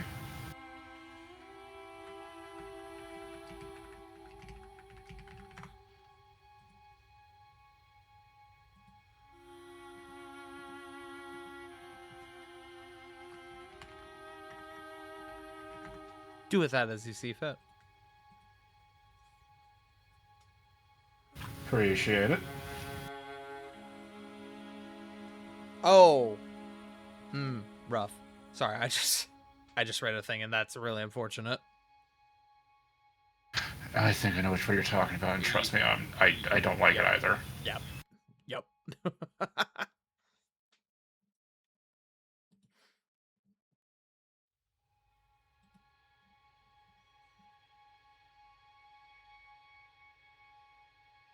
But yeah, that is all Pact would like to do for for this day, as well as getting prepared for not only the funeral procession but as well as the matchup with Valen. Okay. Understood. And that will be on the 24th, so that will be not on this in-game day, but the next. Mm-hmm.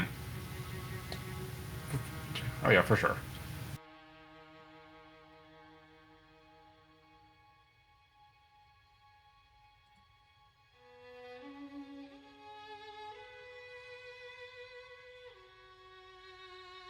With that,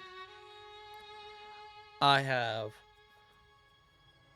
one more individual who needs to be looked at, and that would be you, Simmery. What's up? You know what's up. You know what you want to do. Yes, it's true. I was drinking my water. I guess my question is, in this moment, are you wanting to role play this out, or are you just kind of wanting to go over what you're doing quickly? It is up to you. I just want to confirm. I mean, do they have things they need to bring to me? I wouldn't mind role-playing them out, but I'm just curious how long it would go. Between 3 individual folks, it would be pretty extensive. Mm-hmm. Because I know you're wanting to talk to all 3. Well, my thing is, like, do they have anything important to give me, or are they just... Or am I just going to be... Because I don't have that much to say to them, is the thing. Okay.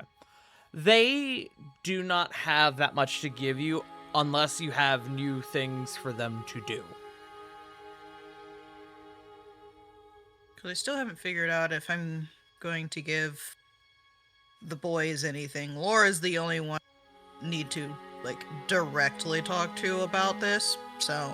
Okay, then we can do that. I guess technically I would have to talk to Diaz, but it wouldn't be a lot, so... Okay. Understood.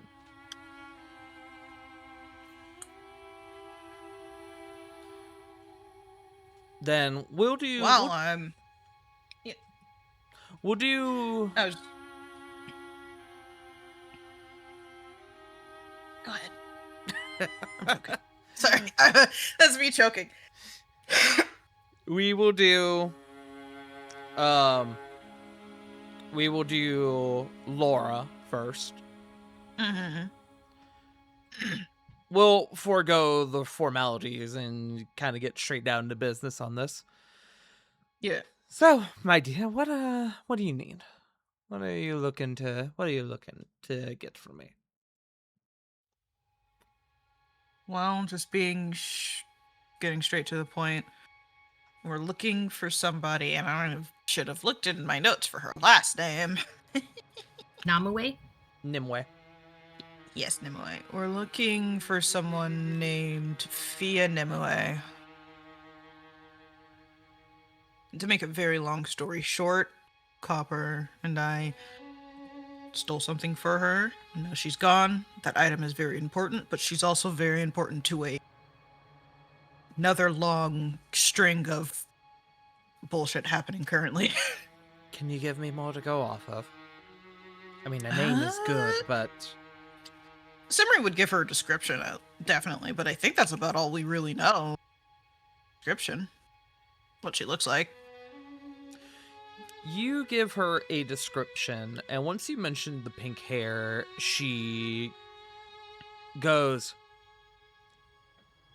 you know, I have heard mutterings of a pink-haired individual within the Archangels. I'm unsure as of this moment if they are a new recruit or someone of note, but that is the only current lead I have to go off of with that, but I can do a little digging.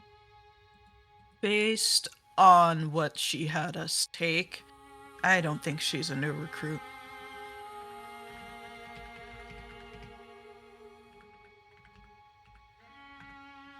And of course, to make it worse, went to talk with the owner of the tower, and he said the item had a some kind of tracking, and at least the item is already out of town. And what item would this be exactly? Laura will see Simri Not that kind it of matters, I'm just curious. kind of grit her teeth, and is like, so you know how the tower is bigger on the inside than it looks on the outside? Was that you? You're the one who robbed the tower? Yeah. Oh, dear. I thought that was Diaz. Oh, you're giving him a run for his money. I mean, that's kind of my job. Diaz is the only other person I can currently envision pulling that sort of thing off. Except, maybe Ada. But I think Ada's too smart to attempt that sort of thing. No offense, of course. No, it is. It is a not my greatest decision, especially since it was what kept. It's one of the many things that keeps the tower from falling apart, but like in a more magical sense. Oh, Yeah. I see. Luckily, they had an extra. But you know, there's also Bastion knows a lot more than he lets on, which isn't surprising. But he knows about us. What do you mean, us, darling? There is no us. There's never been Simri does us. She us. says, kind of like Simri does doing- us in quotes. Yeah. I couldn't imagine what you're possibly talking about, darling. And she's kind of like, Busy. she's kind of like drawing a line across her neck, like, shut the fuck up. Mhm. So either way, there's that. And then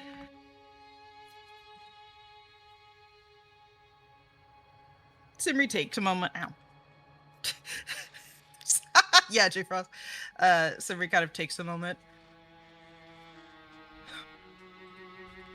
I have no clue where these next few weeks, days, weeks, or months are going to take me. If I'm even going to be available to talk with you or be here in Blackwatch. And she'll, under the table, of course, pass Laura 10 gold.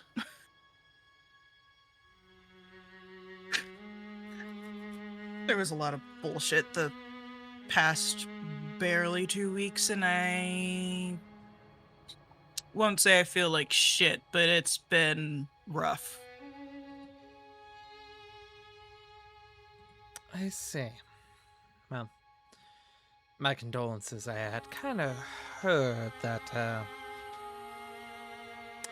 things had, a bit of a pot had been stirred. Yeah, things went tits up real fast. Yeah, that's one way of putting it. Well, you stay safe. I will see what I can find. And if I ever catch wind of this individual who shall not be named, that may or may not be in town anymore, I will let you know. Above game, she's referring to Rook, not Thea in this moment. Yeah. I appreciate it. You know where to find me. Simri will get up to leave. Oh, and Simri, Mm. please stay safe, dear. These streets are getting more dangerous every single day. I will try my best. No, you won't. I don't make...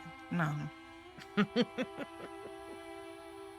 I would Look, appreciate you at least don't lie to me. for you, I guess I'll try. And Simri will leave.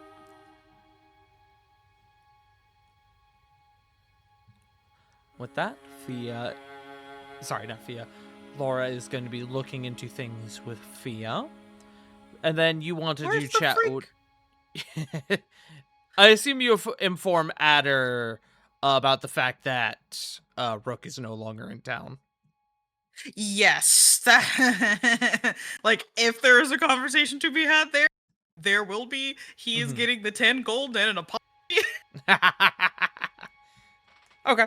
He gives you a little grief, but otherwise it Of is fine. course. And then there's Diaz. What are you wanting to convey to Diaz? Shit, I just had it. Fuck, it's gone. Oh no. Uh-huh. My brain thoughts. They left my brain cell. No. Hold on, give me a sec.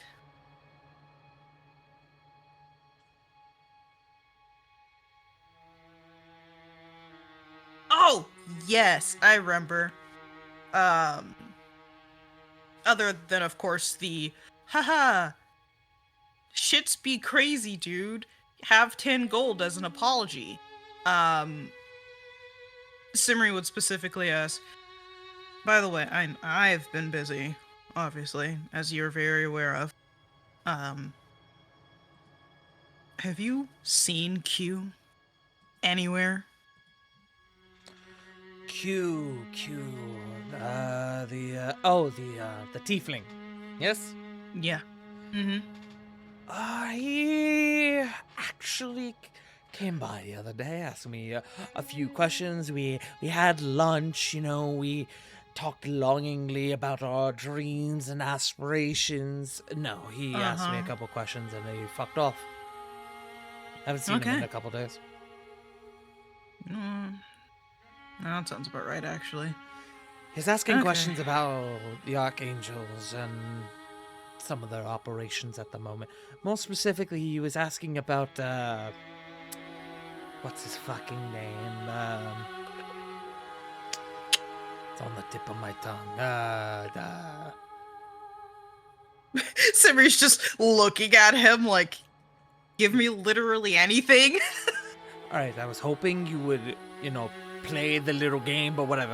Draxus, that's who he was asking about. Asking if anyone had heard anything. Because apparently, all I know is way currently too many quiet Archangel on that names. front.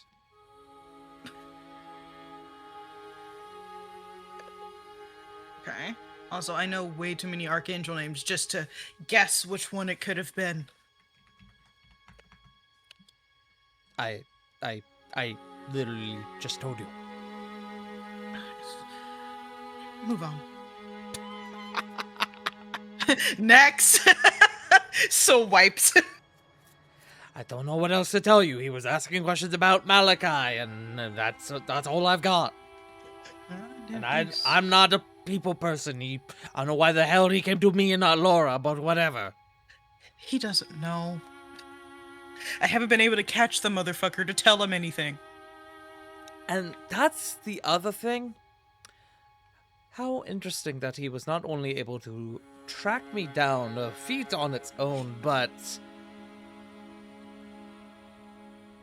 it's odd that he hasn't really been around recently, Just something to consider. Yeah, that's why I'm going to, at least before shit hits the fan again, going to see if I can find that fucking prick. Well, I wish you luck.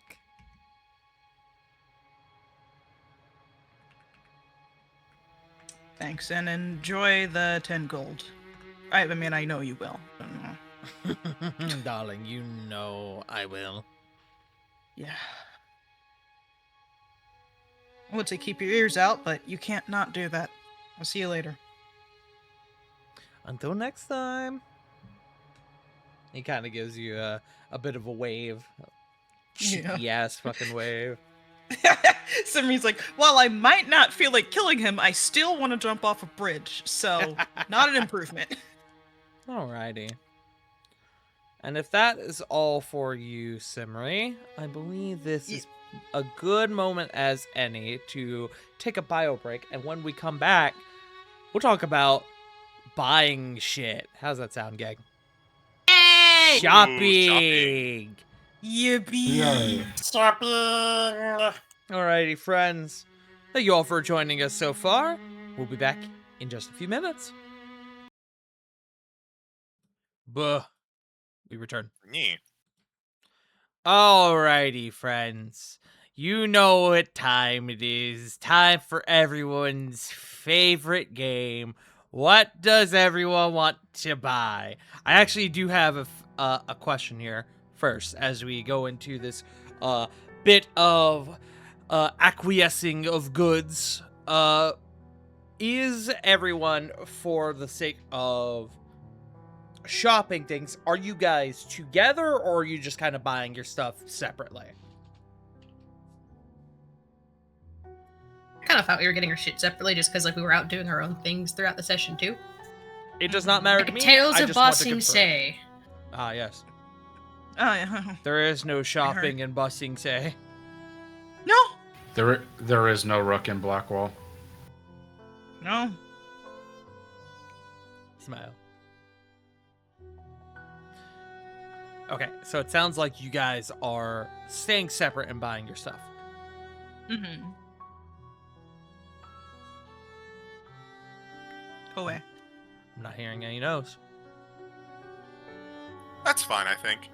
Wind is picking up, by the way. I don't think it will knock the internet out, but just in case I disconnect, it's wind slash... Not really storm, it's mostly wind. Okay. Understood. It's just angry. There's a lot of gusts. Understood.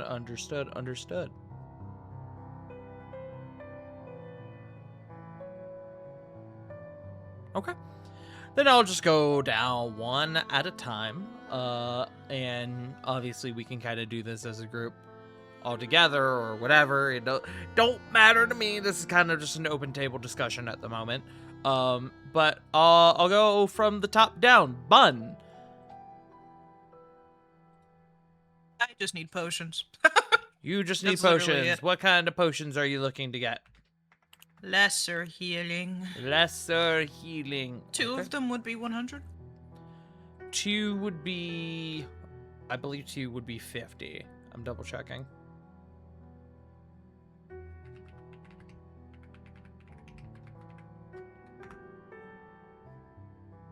I lied. It would be 50 each, so yes, 100. Okay. I believe you mentioned to me above game as well that you wanted to get more lockpicks. Did I make that up? I thought I did, but I checked my inventory. I still have luck. I bought an extra set last time we went shopping. Great. Okay.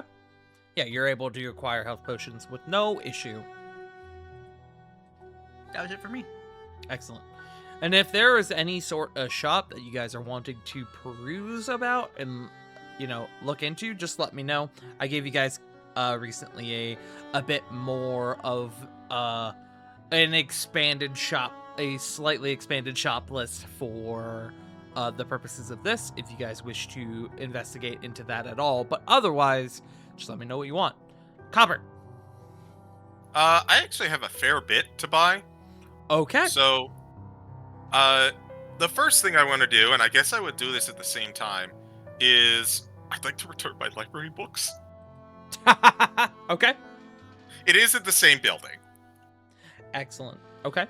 How long have you had the library books? I've had it for a little less than a week. The due date is the 25th. Okay, so you are good to return them with no fees. Excellent.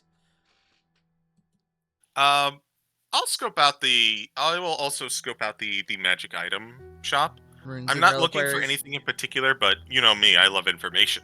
Okay, yeah. Let's see. Do you have a general price range for what you're looking for at the moment? 300 to 500 stuff. Let's see. Obviously, there is a variety of potions and scrolls available, as well as lesser things. But if you're looking for like magic items and such, give me a moment. I can get that for you. And obviously, if you come up with something in particular you're wanting to find, that is fine as well. But Understood. this is just a general overview of what is immediately available. Above game, last time when I did Flit, I knew what I wanted and I went after and I got it. For Copper, I'm gonna be a bit more piecemeal, I think. Okay. What we find, what's in the shop randomly, etc., etc. Okay. I did also remember one thing that I'm not not specifically looking for, but would just be a good item to have, which is an ever-smoking bottle. Okay. Let's see. How much is an ever-smoking bottle? That is the other question. How much is it? Because then I have a goal to save up for. How much do you have, Simmery? 156. There you go. The ever-smoking bottle would be outside of your price range. Okay, but how much is it? I'm trying to just come up with a proper cost for it at the moment. I would label the ever smoking bottle at roughly 300. Okay, that's not bad. Just good to know. Thank you. Continue with CG. Yes. It should also be noted that there are a number of magical gems and things as well that you are able to acquire for the sake of like spell components or things as well here at Runes and Reliquaries. But there is an elemental gem, which is red corundum. There is definitely a few things that are most certainly outside of your price range, like a long sword of warning, for example. The big thing you could afford with what you currently have is like specialty potions and you said it was 200 to 300, so specialty potions and like No, he said 3 to 5.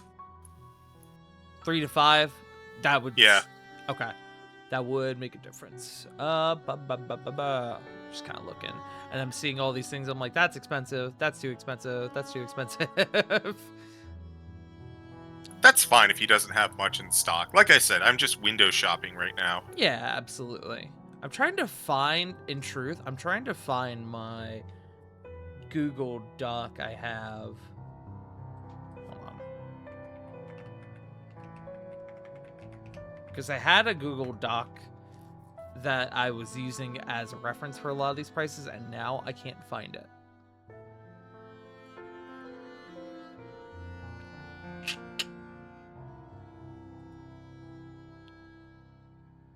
Oh!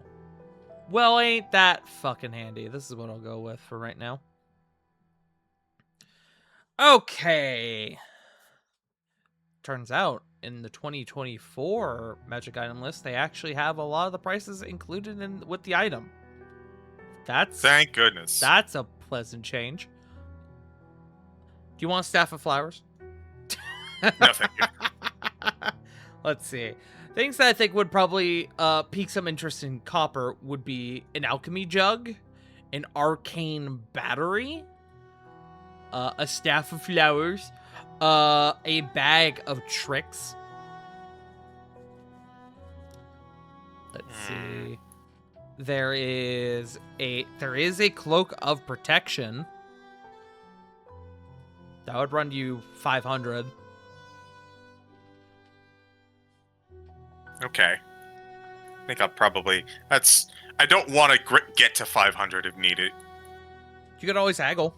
Attempt to drop. I could haggle. That would be a persuasion check. No, I think I'm going to keep it loose. I have more shopping to do. Okay. Let's see. There are some goggles of night. There's an immovable rod. Ooh, that's tempting. The immovable rod would be 400. Yeah. We do love a good immovable rod. Yeah. Something for another time, though. You do see there is actually in the supplies at the moment, sorry, I'm reading the finer details.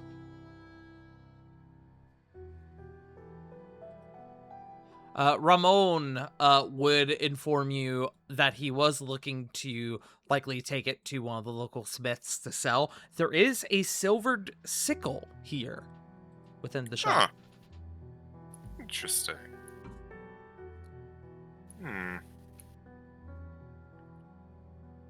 That'd be good to pact. I'll leave it. I will leave it be, but I will make note of it, and I will probably bring it up to pact later. Okay. How much is it running? That would currently be 125. Okay. Yeah, I'll bring it up to pact later. That seems very much up his alley. You know something that may be of interest to you? Hmm? For 100 gold, there is a Ruby of the War Mage.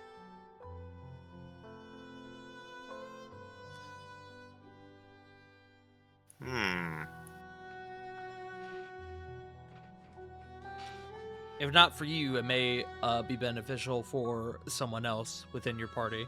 one of your caster friends.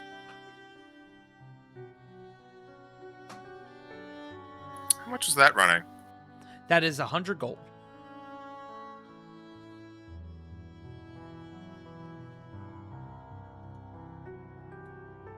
Noted. I'll put that in the same pool as the immovable rod. Like, definitely, and the silver sickle, where I'll bring it up to everyone the next time we go. Okay. I was above Kim. I was expecting us to go together, but it would seem we were going individually. I'll say during this time you can convey these things to their party members so they can come back and get them should they choose. Yeah. Understood. The other big thing that I would mention at this moment would likely be the cap of vanishing. That would run you 350. The cap has 3 charges and regains all expended charges at dawn. When you wear it, you can expend a charge to be... You use an action, expend a charge, and you make yourself invisible for 10 minutes. It's basically 3 castings of invisibility per day. I can think of someone who would really appreciate that. The effect ends early if the hat is removed, if you make an attack roll, deal damage, or cast a spell. And how much does that run? 350, you said? 350. Okay. Hey, I have one more thing for you that I do think you would be very much a fan of. Hmm? A deck of illusions for 325. Oh. Ooh.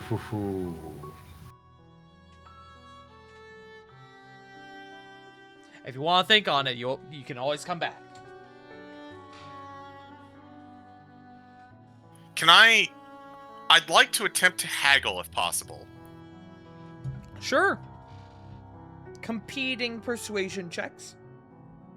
First of all, give me your offer, roll me your check. Okay. So, I think I'm gonna go,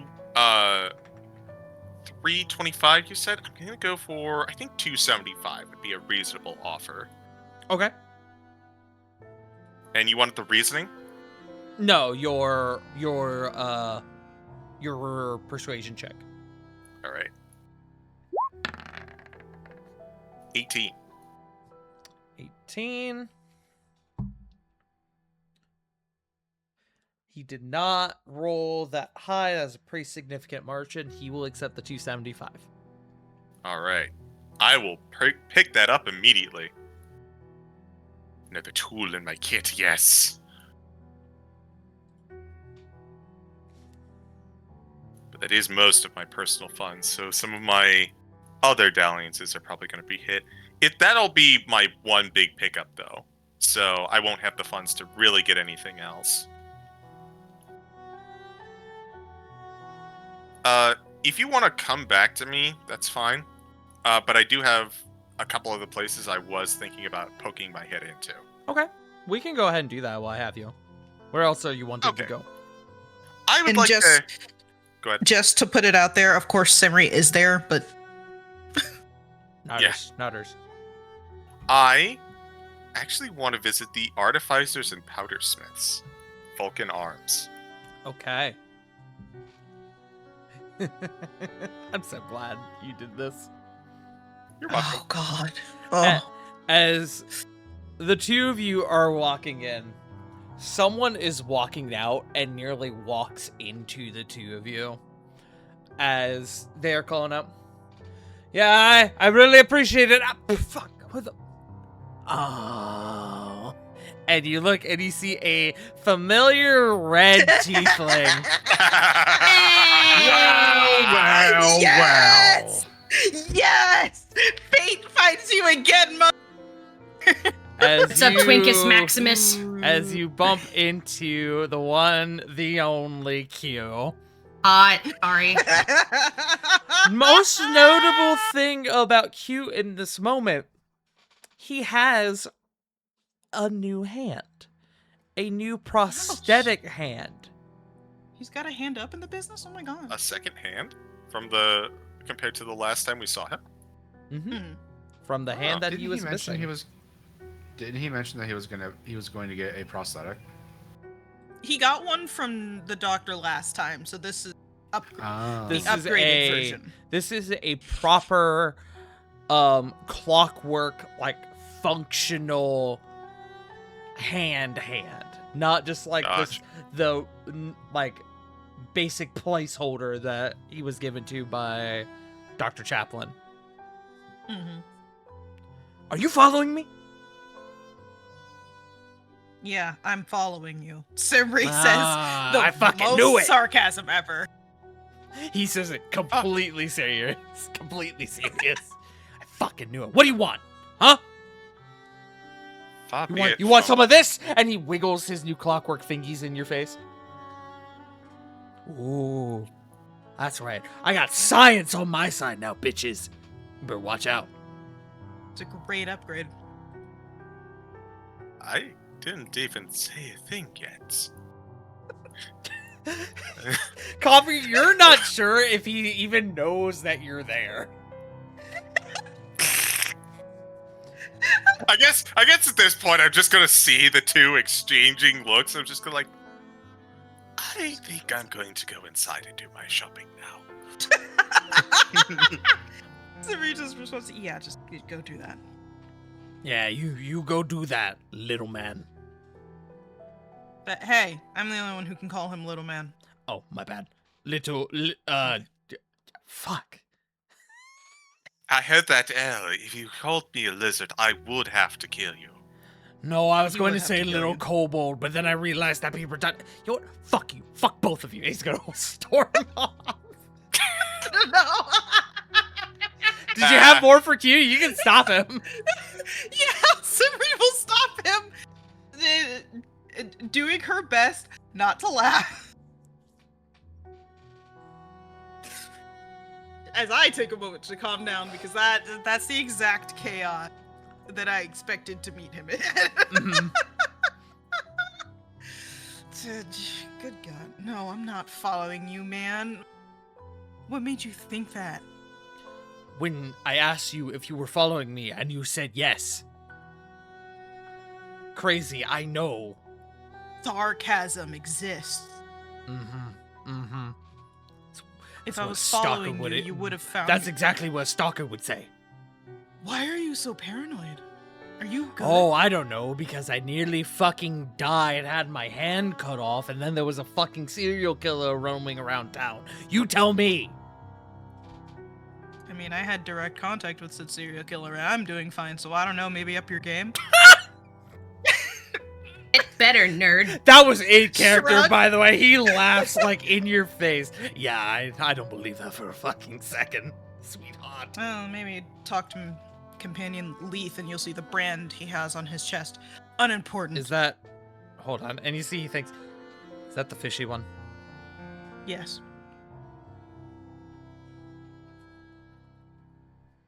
Short, blue skin, sea elf, yes. I remember.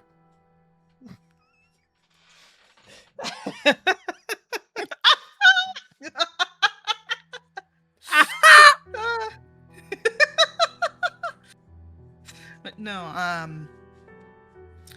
a little black cat told me you've been looking into Draxus? And Simri turns her voice into a whisper.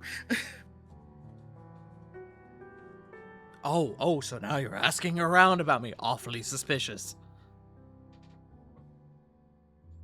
Simri, can't with explain. every passing moment, you're like, this guy was a fucking spy? Yeah! I can't explain the face on Simri right now, where she is... It started off with like genuine playful, are you good? And it's slowly turning into actual concern. Make me an insight check, Simri. Archer is better at keeping secrets than this guy. He's pretty. There's not much else there. He's just pretty. He's pretty stupid. Yeah, that too. That's a 23. 23. God, he's cute. Forget every time. He... Actually, Simri, now that you really kind of get a good look at him, he is almost visibly shaking. there is actually seemingly like something going on.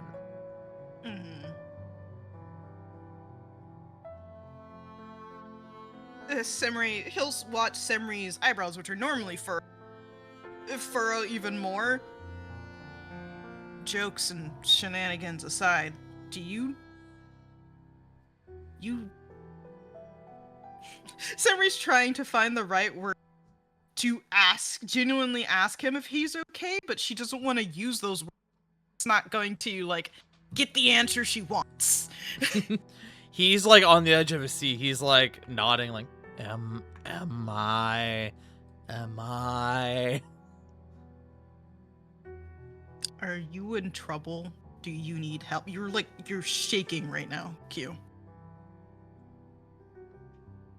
You see, he looks at the new hand. Damn, I was hoping it vibrates. Well. Nice. If you really must know, yes, I am expected to be hunted down at any fucking moment now by Draxus or whatever new schmuck he's got his fucking filthy hands on. I'm trying to see if there is any way I can stay in town, and if there's not, then I am looking to get the fuck out.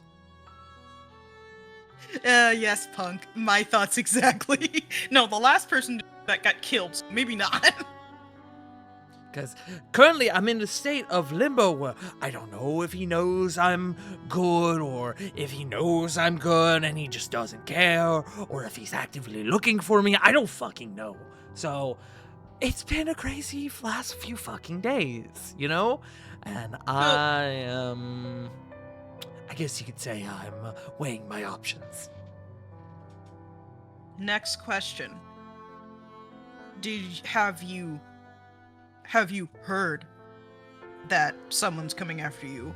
Or are you assuming that based on the group you've been in? Oh, Draxus is not someone to let loose threads lie. You know, he you fuck up, you fucked up, you know. And so, yeah, I'm expecting any moment now some fucking Archangel schmuck to stab me in the back. Semri just nods knowingly, like, He was a schmuck. yeah. He's like, yeah, I've been there. Okay, Even if he isn't actively hunting me down with any of his goons or whatever, I wouldn't be surprised if I round a corner if fucking Greg from from Draxus's folks, you know, if he notices me and goes, hey, there's fucking Q, let's fuck him up, and I go, ah, shit, you know? Fucking Greg, man. Semri puts a hand on his shoulder and is like, they're gonna find you if you keep yelling about it. Simri, you look him dead in the eyes, and it occurs to you.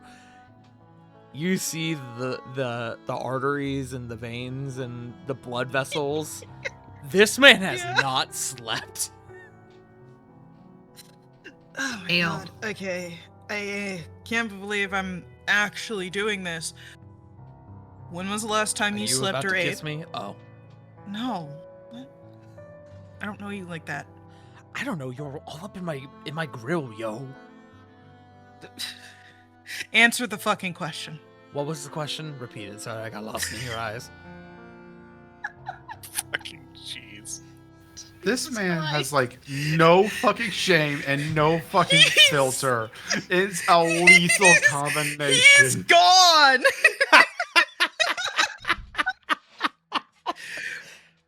When was the last time you slept or ate? Ate about 20 minutes ago. I had a fucking sick protein bar. Slept? What day is it? Me checking my notes. It's the 23rd, right? It's the 23rd. It's the 23rd of Wintercrest. It's been probably roughly 36 hours since the last time I slept. It was in a fucking bathhouse. You need to sleep. Bathe. Yeah. So, I am making you one of my most offers, which is to stay in the attic at the Copper Piece to rest. Why is that generous? 'Cause that's my fucking room. I need to make a wisdom save for him real quick. Oh god! Wisdom save for a nosebleed.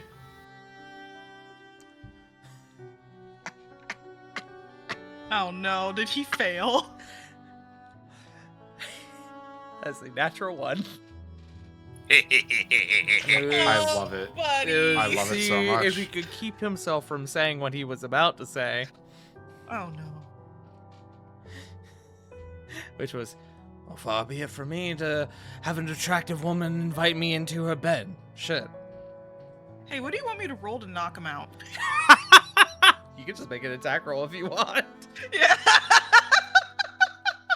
He's just gonna drag him by the scruff. Brother, Yeah, I'm just- the saving throw was for him to put together, like, maybe I shouldn't make a quip or a joke about towards someone who literally just offered me a place to rest. But unfortunately for him, he is fucking exhausted. and Also just an idiot. It's not obviously not gonna be the psychic blade, but I'm just using that to. How's a 25 do you? I'll do it. Are you actually trying to knock him out? Yes.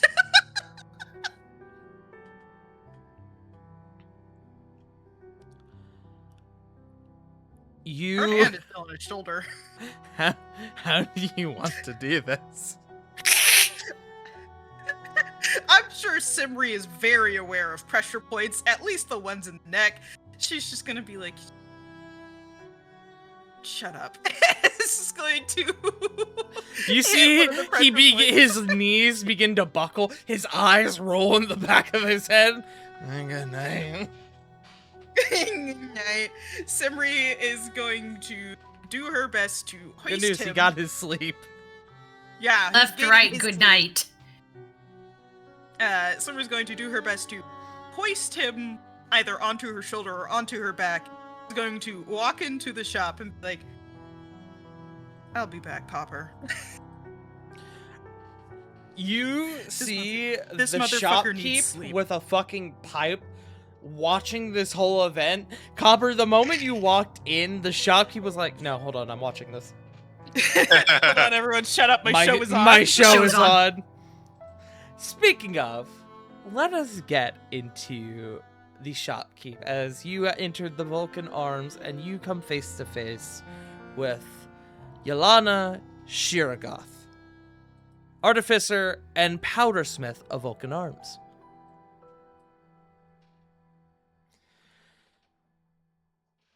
As again, Copper, as you go in there and goes, hold on, I'm watching this.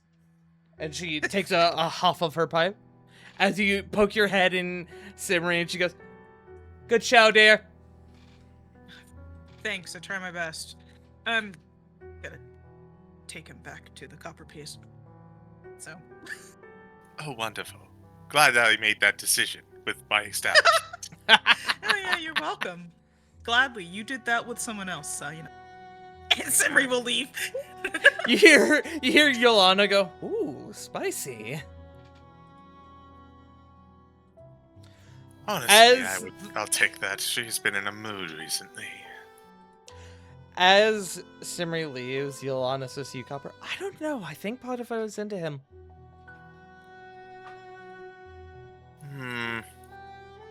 Thinking about it, I could see it, but I've never known her and her preferences, so I can only guess. You see the tip of her tongue dances with the tip of one of her tusks. I see. Well, welcome to the Vulcan Arms. To what do I owe this pleasure, Mr. Copper. Copper? A pleasure. And she offers you her flesh arm. Not the steampunk prosthetic. He will return the handshake and he will say, rather impressive gadgets you have there. Thank you. I built it myself. Well, I won't get into the nitty-gritty, but you could say, well, it was necessary. Following certain things that I will not divulge into. And Copper, as you can see, strung around her side does appear to be a firearm. I see. So, it is a proclaimed powdersmith that you are, yes? Oh dear, I don't proclaim everything. It's just a fact. Are you looking for goods or services? Goods in this instance, and perhaps a bit of advice. You see, Advice is free, but after 3 questions, I must start charging. Copper's like, rule of 3, I'm aware. I am something of I use magic a fair bit, and recently my life has become a fair bit more dangerous. I specialize in illusions. And I was wondering... Do tell. I'm afraid I can't go into gory details. However... cheeky. I like it. You may imagine that one leading a bit of a danger, and one with skilled in illusion. I may see a way of making... I don't know. And he just conjures up what appears to be, using silent image, he conjures up what appears to be a little image of 2 guys running over a spike trap. And it's like, traps to better help and defend myself should someone see through my illusions. I think I see where you're going with this. And you see she like dips the pipe in between her fingers a little bit. Like, ooh, she's taking interest.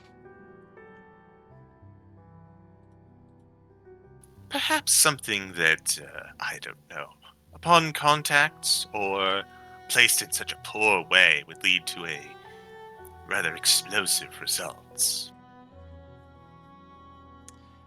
I see. Well, I do have a few items that I think could be exactly what you're looking for. Above game, who likes landmines? I do. The illusionist very much likes landmines. So, Dave Frost is right there. You spoke of weapons of Man who almost bought a unimaginable. tank. everyone shut up. Riley. Riley speaks. Riley, do you like landmines? Talk your Hold on, shit, hold on. Riley. Riley, do you like landmines? Preach, King. No! Krista obviously does not. We didn't ask Krista, we asked Riley! You're not smiling. Are you Daddy's little war criminal? Yeah, I see that smile. That's not a smile. Smiling. That's gas. Yeah, he was smiling. Fucking same, brother. Yeah. Oh, there's the smile. It runs in the family. You're here. He Yeah, does. because I love him. He is my child, and also he's smiling. Anyways. Anyways, Sorry. Like, My this apologies. point- I had to go say hello to Daddy's little war criminal. I'm just saying it. At this point, if Frost mentions that Madman Fenrir is one of his cousins, I would not be surprised. yeah, felon. But Yes. yes, if you are looking to purchase a landmine, the landmine acts as a modified grenade. So, to that end, you activate it with an action. There's a small timer. During that time, you can either plant it or throw it up to 30 feet away. Once it is down and set, and it sets at, if you are to set it in combat, it would set at the end of the turn. So, like, you can't throw it at someone when you set it and it immediately explode. It would have to still set at the end of the turn, if that makes sense. But when detonated, each creature within a 10-foot point, or within 10 feet of where it explodes, must make a DC 15 dexterity saving throw, or take 5d8 piercing damage on a failed save. Ooh, I like it. Ooh. I don't have this written up, but I will give you the, at least give you the link for the fragmentation grenade, which we would use for standard ruling. So again, it's 30 feet when you throw it. It sets at the end of the turn in combat. It takes 6 seconds to set. And then it is a 10-foot explosion, DC 15, 5d8 damage. Noted. Now, here's the kicker. It is a little expensive, as it is a landmine, and gunpowder / Nova powder is a bit of a pricey commodity in Vanna here. One fragmentation mine would be probably running you 400 gold. As Copper hears that, he just blinks a few times. My goodness, I didn't realize that explosives were so expensive. When you want to kill someone, you got to kill them right. Shame that is far out of my price range. That being Oh, said, I'm sorry. I actually gave you the wrong number. It's more expensive. It's 500. I'll still keep going. Okay. A shame that is very far out of my price range. I heavily underestimated the value of your craft. My apologies on that front. Are you attempting to engage in some flattery for a discount? Because if you are, I'll tell you straight up, it will work. No, I'm engaging some flattery to impart a good impression on a new person I may be doing business with in the future. I like her. You. And Copper says, another time though, I do think that this is a nasty little combo that you and I could work together for. But sadly, this shall just be something for the future. And as he looks like he's about to turn leaf, he's actually going to note the pistol on her side. How common would you say firearms are? Like, would Copper know of it? You would know of it. Standard, like, black powder firearms are uncommon, but not obscenely rare.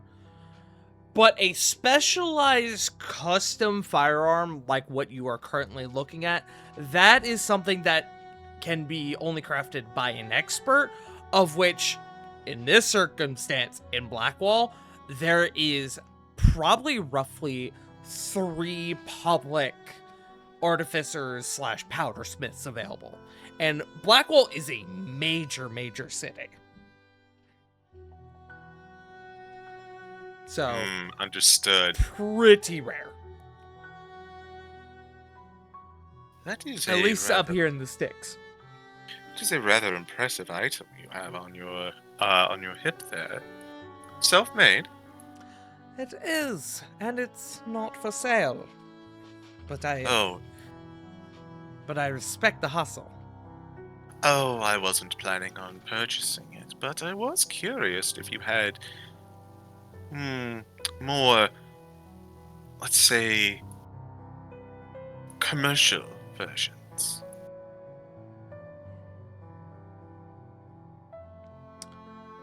I think I see what you're getting at. And are you looking to just buy a standard pistol, Copper? I'm thinking about it, yeah. Well, the cost for a regular pistol, so 1d10 piercing, 30 to 90 range with the loading property, that would be $250. 10 bullets would be 3 gold. Bullets, being that they are rarer, and more expensive than like standard arrows. Bullets, I would from a standard firearm and not like a magical one where it for the most part ignores that shit. I am going to be tracking ammunition for the sake of the standard pistol. If you wanted something a bit more fun, though, she does have a revolver, which would be 2d8 piercing. It would be 40 to 120 range, 6 shots with the reload property. That would run you 550. I see. Unfortunately, I did burn everything at the illusionist earlier, but this is still really, really spicy info. 250 is honestly kind of a fucking steal at this moment. It is. So Copper is going to look to it and goes, And that's like a flintlock pistol is what you're looking at, basically. Copper is going to look at it and goes, that is really quite nice. Crafted right here in the heart of my forge. You won't find many like it. High quality, made by a dazzling, gorgeous, well-trained and modest artificer / powdersmith. You are quite the talented individual, Lady Yolana. And She gives he a is going cheeky smile. Now, I do admit, as previously mentioned, I am low on funds. However, I am aware of a few individuals who may be interested in purchasing one of these. And it is for them that I am looking in addition to the issue of the landmine. So, I do think they might, if they have an interest, be willing to partake in one of your pieces. If it would be so kind, I may go and discuss with them and return at a later date. That, as she's, you see the smoke kind of billowing out from the corners of her mouth behind the tusk. That would be lovely. Above game, anyone want a pistol? Anyone want to be strapped? Yes. I would love to, but I don't have 50. No, 250 for the flintlock, 550 for the revolver. Oh. I'll save up. I was going to say, I'll save up for the revolver. New ranged option has appeared. And I will say there are more than just the revolvers. There's a musket, for example, which you could buy. The musket would be 500.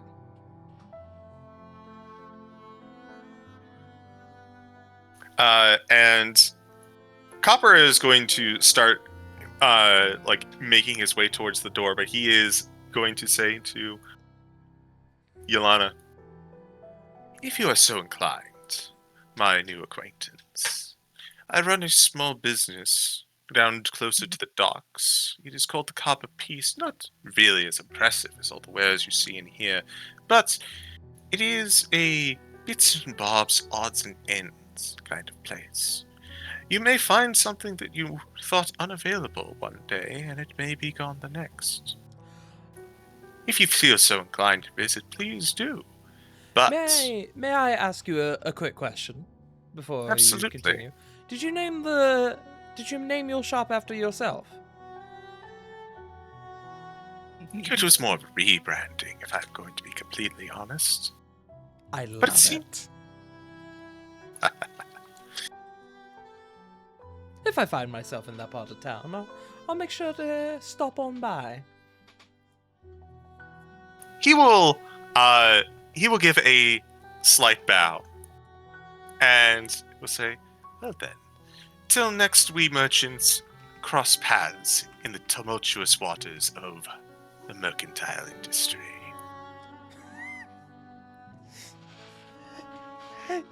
You say that, and she goes, you're being flirtatious now. And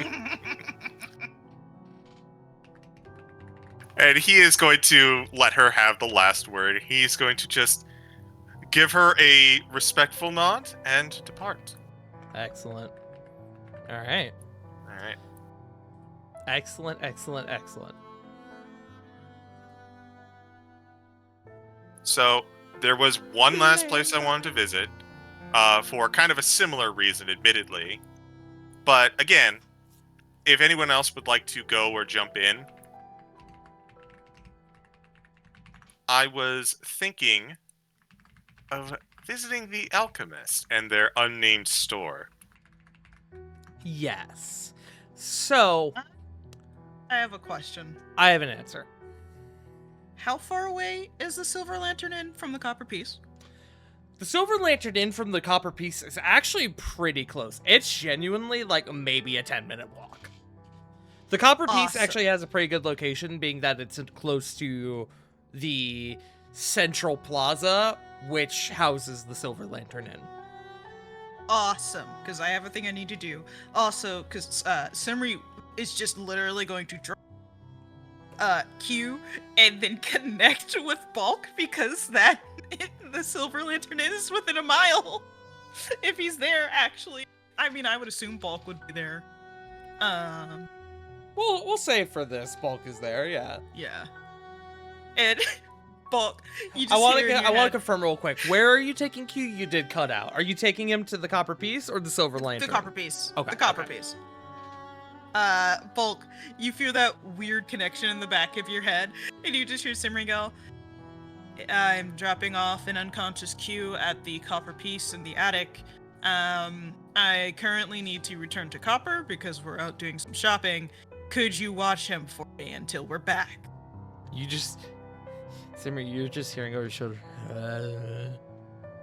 Right? Just a deep sigh, if that can come across the connection. They finish what I'll I'm pay you working for it. on. Ooh! Oh shit! 5 gold. There in 5.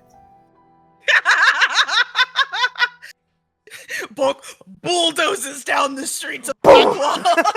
Bulk leaps out the fucking window. Nate, I gotta go. Nate, I gotta go. I'll be right back. Okay. How's he going? Bulk, you make your way over to the Copper Piece, where, as Simri said, there is an unconscious Q with a brand new hand now sat or laid in the bed or tied to the bed, Simri. Hey, yo! Sorry. No, he's laid. Simri's making sure he's getting Yo. actual proper rest. Hey, Not yo. yet. Yo. She's making sure he's getting proper rest. Oh, he's fucking out. You get the impression Yeah. that even though you did knock him out, he has gone from unconscious to sleep mode. He'll probably be out a while. Yeah. Just quick overview. Hasn't been to sleep in like 36 hours. The last thing he ate was probably at this point 30 minutes ago. He's absolutely paranoid that the archangels are coming after him. Draxus is sending people after him, and yeah, that's it. Just make sure he doesn't do anything stupid while I'm gone. Alright. If he wakes up. Is he in Simri's room? No, Mother, Yep. I don't want another serving of porridge. You don't have any weapons immediately available, do you? He's just looking around as he puts the chair over near the door. Bulk Oh, is so he'll be sitting in- excited he didn't bring his fucking axe. No. He's making sure, but Q can't do anything stupid when he wakes up. I see. No, he's always got his shit on him. Simri like slowly reaches behind under the pillow, moves like 2 knives. Mm-hmm. Anything else? Uh, I think I can take him if he tries anything, but I assume he'll be I'm worried when he wakes up to unstoppable. see me, but no, I'll sit in front of the door. yeah, no, it's In the room, I don't thought you were worry. gonna say I'll sit on him. I will sit on him. He will be safe. yeah, like a real cat. Under nearly 300 pounds of muscle. No, he's fine. There's a new lock on the window, so he shouldn't be able to get through that with a good lock. Hmm. Or, breaking it, which then he'll have to pay me for it, so. Thanks, big man. And Simri will leave. And after passing the 5 gold, of course. Oh, I was about to say, he puts his hand out. Okay, perfect.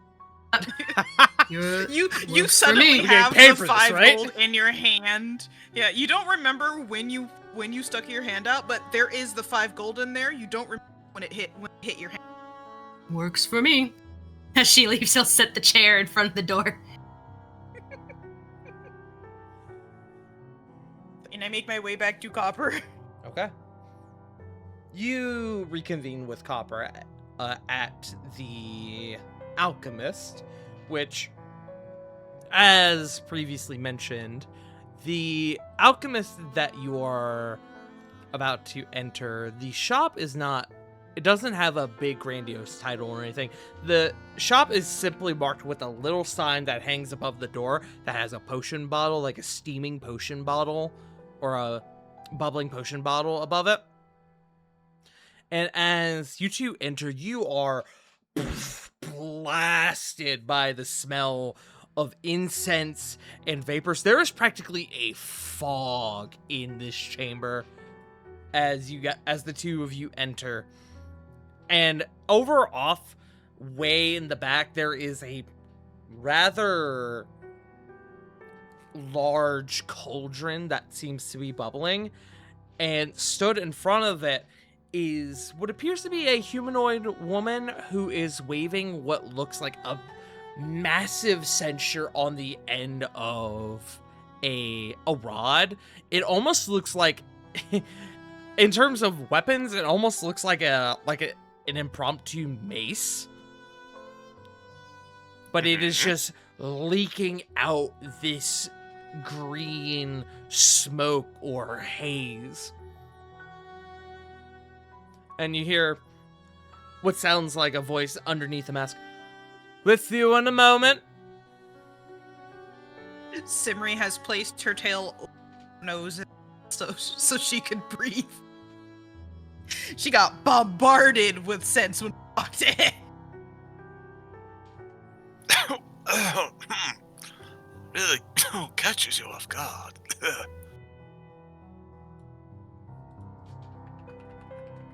There is no response from the shopkeep, as after about a minute or two, there's a bit of a as the cauldron lets out a new, almost like a smoke ring, and there is a distinct sound that emanates from it. Wonderful. And as they turn to face you, this is the woman you see before you, Neria Malith, the alchemist of this otherwise unnamed shop. Pretty lady! Sorry.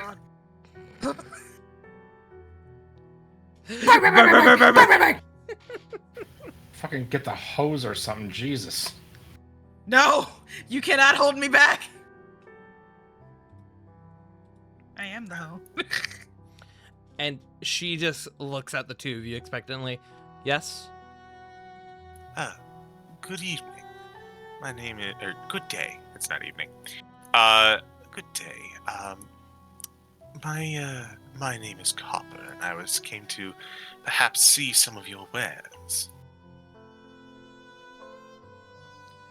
I am a illusionist by trade, and I am investigating the way to increase the potency of some of my illusions with nasty surprises on the inside. I was wondering if you had perhaps some idea or product that I could purchase. Above game, are you looking for anything in particular? Like acid, maybe something to put people to sleep, maybe something like alchemist fire, etc. Mm-hmm. You are welcome to peruse the selections currently available, and you see that there are around you a number of glass cases with different bottles within. But if you require something more custom or more intricate, you merely let me know and I can concoct something. Oh. I believe I am a bit of a novice on this area, so asking for something specific is probably a bit out of my realm for now. But if we start with something small and I like the results well enough, I may come back and ask for something a bit more special. Well, if you're looking to utilize acid in your magics, vials of those are 25 gold each. Alchemist fire, that runs up closer to 50, and then things like poisons and toxins, that would vary based on the potency, the lasting effects, as well as any secondary effects you are looking to acquire. Above game. Yes. Above game. Good. Basic poison. Basic ass regular poison. There are a whole lot of poisons in D&D, but if you're looking for just like a basic poison, that would run you about 100 gold. Then you can get like serpent venom, which runs up closer to 200. There are ones that come in like liquid form that need to be ingested. There are some that need to be inhaled. Based on the way that the poison is given, that affects the cost as well. And then of course stuff like wyvern venom that's expensive, and that is typically something you apply to a blade. Then you could do like let me think. You could do like inhale. Purple worm. Yeah, purple worm would be expensive as well.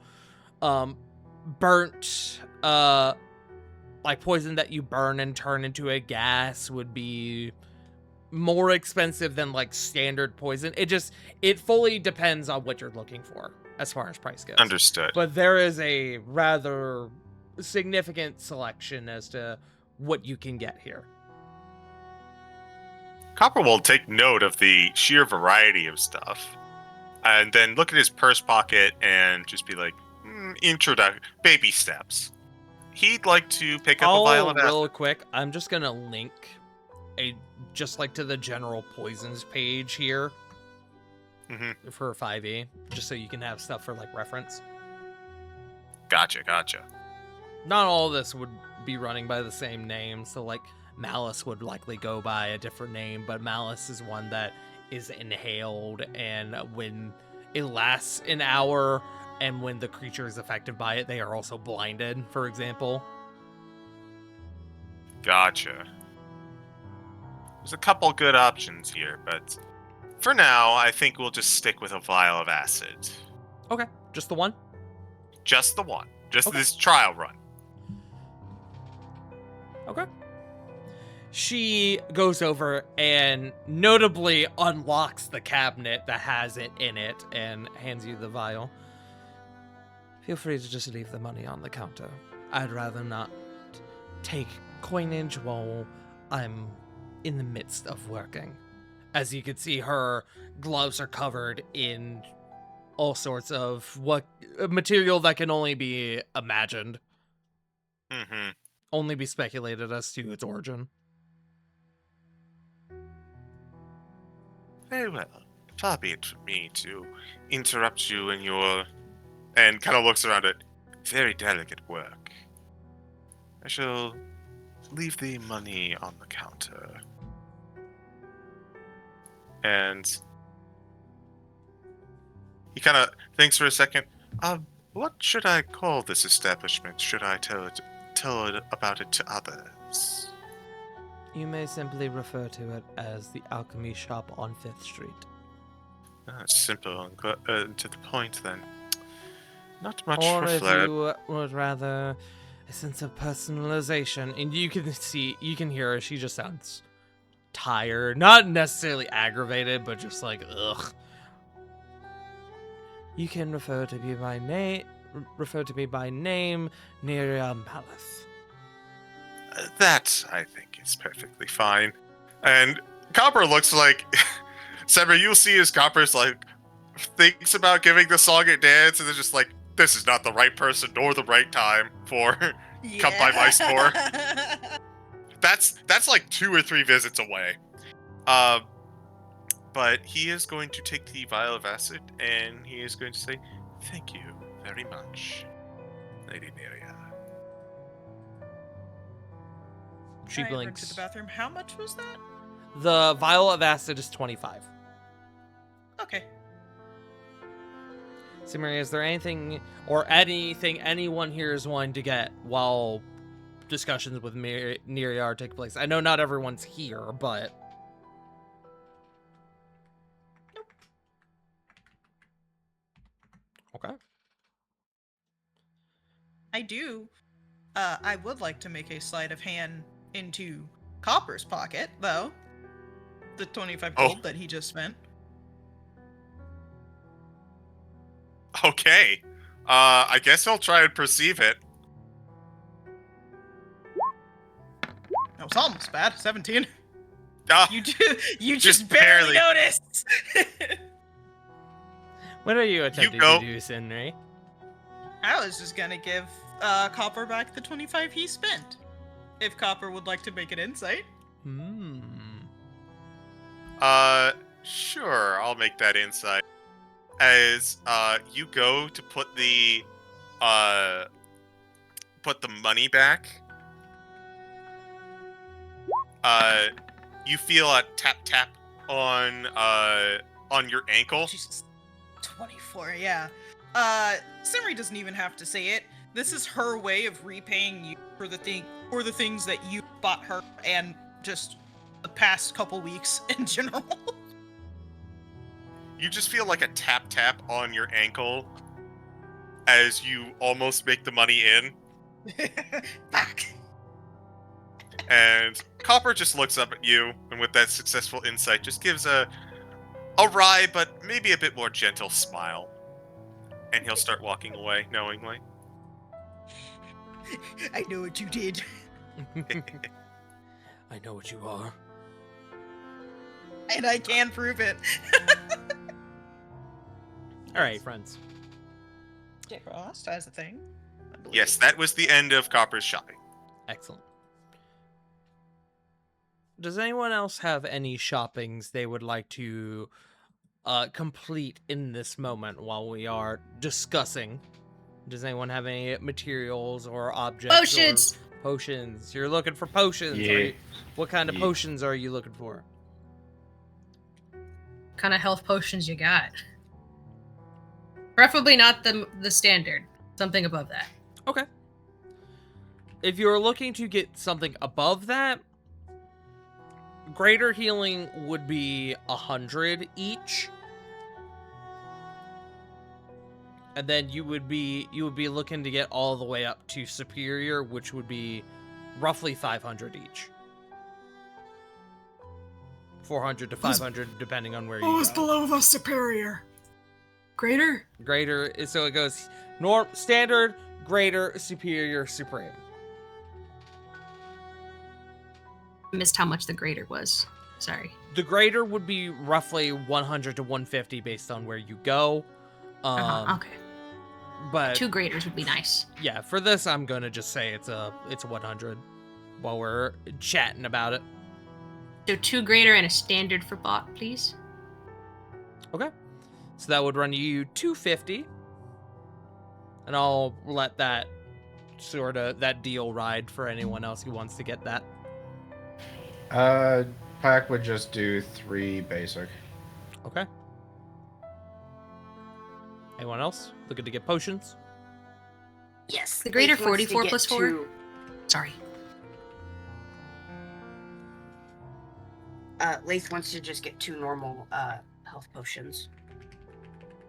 Okay. 2 normal health potions. Understood. Yes. A greater is 44 plus 4. Cool.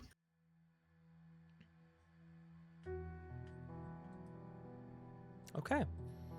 Any other shoppings that want to be handled in this moment, gang? That's all Pac wanted to do. I might take a crack at something. Okay. What are you looking to get? I am looking to see if I can find within the shopping district, perchance materials to help in constructing magical items. Okay. Are you attempting to construct anything in particular? Because that would matter, because while I can say you get general materials like spell components and things, I can only give you so much based on... I can only give you so much without knowing what you're aiming to create. So basically, what I am kind of wanting to find is like general guide, instruction, and materials for like what it would take to help create like magical like weapons, armor, basic things that would be useful for like the party, if not being able to like sell the byproduct to kind of gain coinage as well. Then I am going to, for this moment, I am going to link you the rules for, and I'll give this to everyone. I'll put it in, I guess I'll put it in game. This will be the link for crafting magical items. And these will be the general rules that we'll follow when acquiring materials and going over what needs to be crafted and what they do, etc., etc. Okay, you must use the required tool to make an item. So, I will let you look over that stuff, and just whenever you have a better idea of what you're wanting to get, just message me and let me know, and we can discuss it above game. Okay, Unless you know now. Just taking a quick look at everything. Probably would want to pick up some smith tools, just because it knocks out both the armor and the weapons. Mm-hmm. Maybe Smith's some tools would be roughly 20 gold. Okay, so let me just put this in. My And you can apologies. get that from likely any, like, general store or a blacksmith. Okay, I will get that as a means of being able to...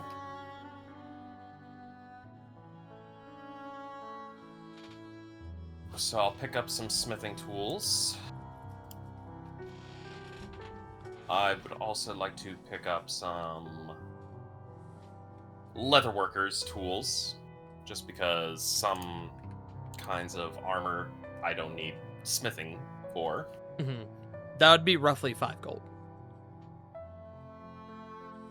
Okay, so 25 right there. Have I ever talked about, by the way, how mumuch I love D&D 5e Wiki dot? It's a great site. It's a great It site. really is amazing. Okay. Some woodcarver's tools. That would be 1 gold.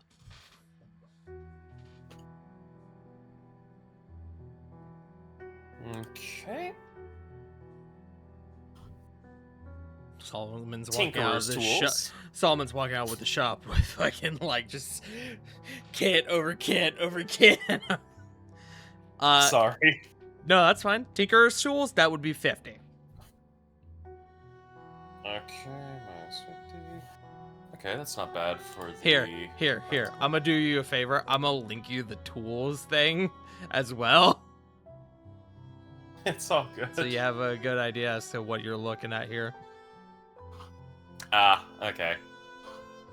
Because I'm just pulling those prices straight, I'm gonna be honest. Oh, you're fine, you're fine. Okay, so I've got the smith tools, leatherworking tools, woodcarver's tools, tinkerer's tools. And...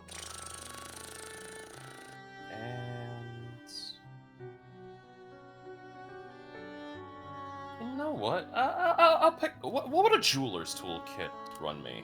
That would be 25. You You know know what's what? funnier than 24? 25! 25! Hell yeah, brothers.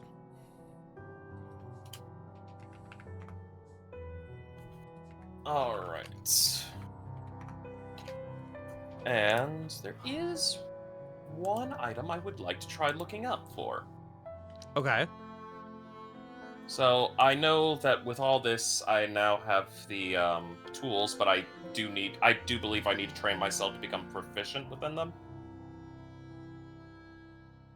One more time? I'm sorry. My apologies. For these tools, I assume that I'll need to go through training in order to become proficient with them, correct? Yes. Okay. And you can either do that through like an ASI, or that is something that you can actually do with extended downtime. You would be tracking you would have to track your progress manually, but it is something you could do. Okay. If that's the case, I'll probably do that on downtime. Okay. However, the one thing I would like to look forward is a certain item. I will actually send this over to you, Tart, because this might actually catch your interest. Mm-hmm.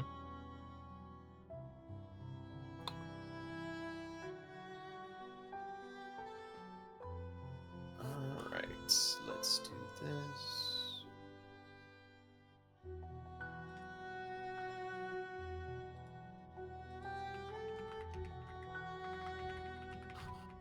And here you go, my good sir.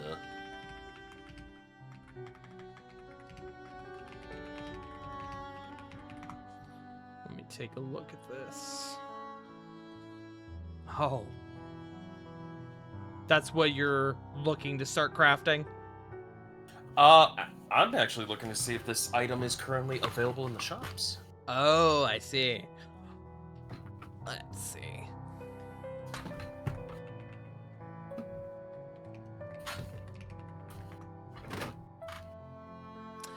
Ah, I see. We do love Griffin's saddlebag. It's a good fun. I will tell you at this moment, this is probably something you cannot actively afford, but you would be able to find this. Okay. This this item at this moment would run you about 500. Oh, okay, yeah, I definitely ain't got anything for that then. My apologies. All good. But it was something to kind of see if it does have some existence. Yeah, and you can always buy it later. Oh, of course. Besides that, I don't think.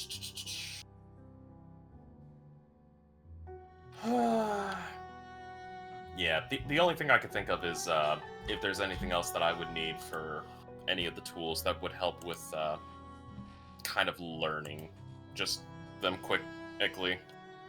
But besides that, I mean, if there's no manuals, fuck it, I'll just learn it via the old-fashioned way of just testing, trying, and true.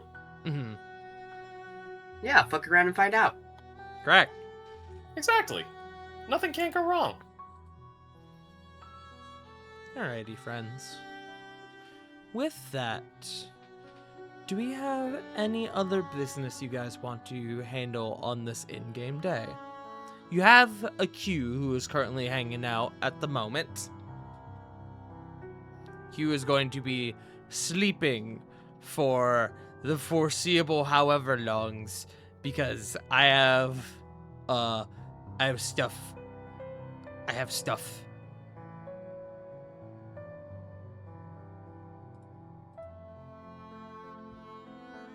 Going once? I'm good. Going twice? Okay. We'll touch on the stuff with Q a little later, but let us go ahead and dive into our last scene for the evening. And I'm now realizing I'm going to have to likely change the title of the session tonight to the title of the next session. However, I do have something very important that we're going to do here. As the day comes and goes, and we depart from the 23rd of Wintercrest into the 24th, is a partly cloudy day. The sun actually is out a bit. And you guys know that today is the day of the Blackwall funeral service to commemorate those who lost their lives to the wrath, the waves of the aftermath of Rook Ashford. There is a pretty significant crowd that gathers. But at the forefront of all of this, the Lord Duke, Harrow Novak, speaks to the crowd as he comes forth, and there is a pretty modest stage that has been constructed for this so that though individuals of note could speak. The Duke is the first one, being the one to orchestrate this event, is the first to speak, and you guys are all here in attendance. As the Duke walks up onto the stage, and you can see, unlike your previous interactions with him, you see he notably has a cane that he's using to help him walk. You are genuinely unsure if he needs it, but it is something that he has. Also, this song is not wanting to play, so I guess I will do a different one. So that's cool. Let's go with this one.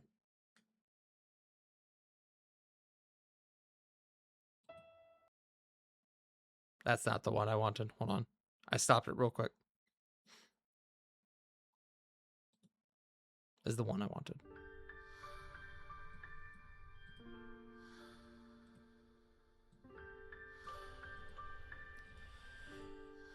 Thank you all for coming.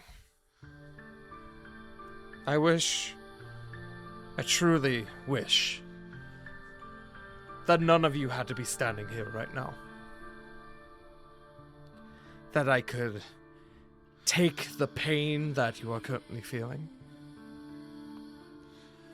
Those who lay here buried here today should have filled homes, hearts, memories, not tombs.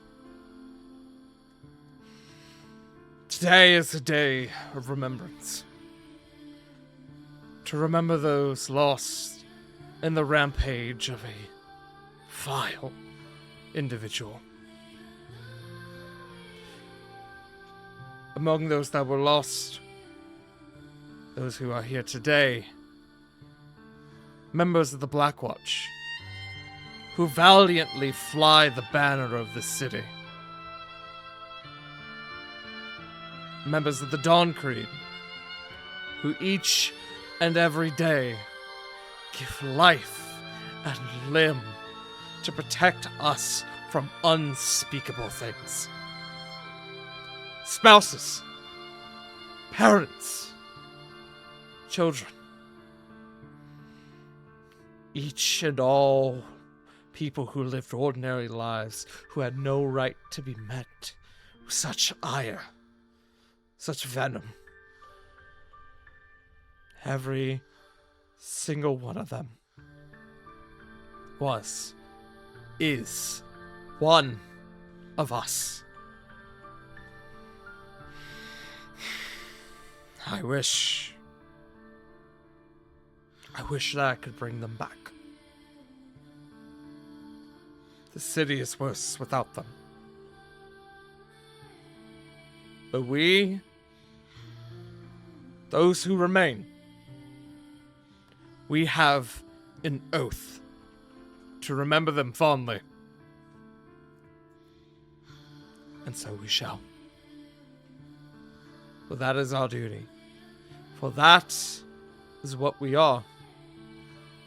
Blackwall is its people, not its walls, not its land. It is us. We have never been strangers to pain and adversity. But nevertheless, we get back up. Till the last brick falls to rubble, we fight. Until the last man falls, we live. Until there is no one left, we remember.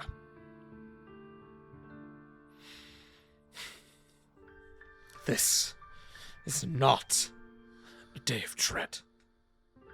This is not a day of fear. This is a day of memory and strength. I ask you, all of you, to look inside yourselves and let this pain that you are feeling, wield it like a sword. Let it give you strength. We do not carve names of those lost on tombstones. We carve their names on our hearts. Remember them fondly. And live. Live like they are still here.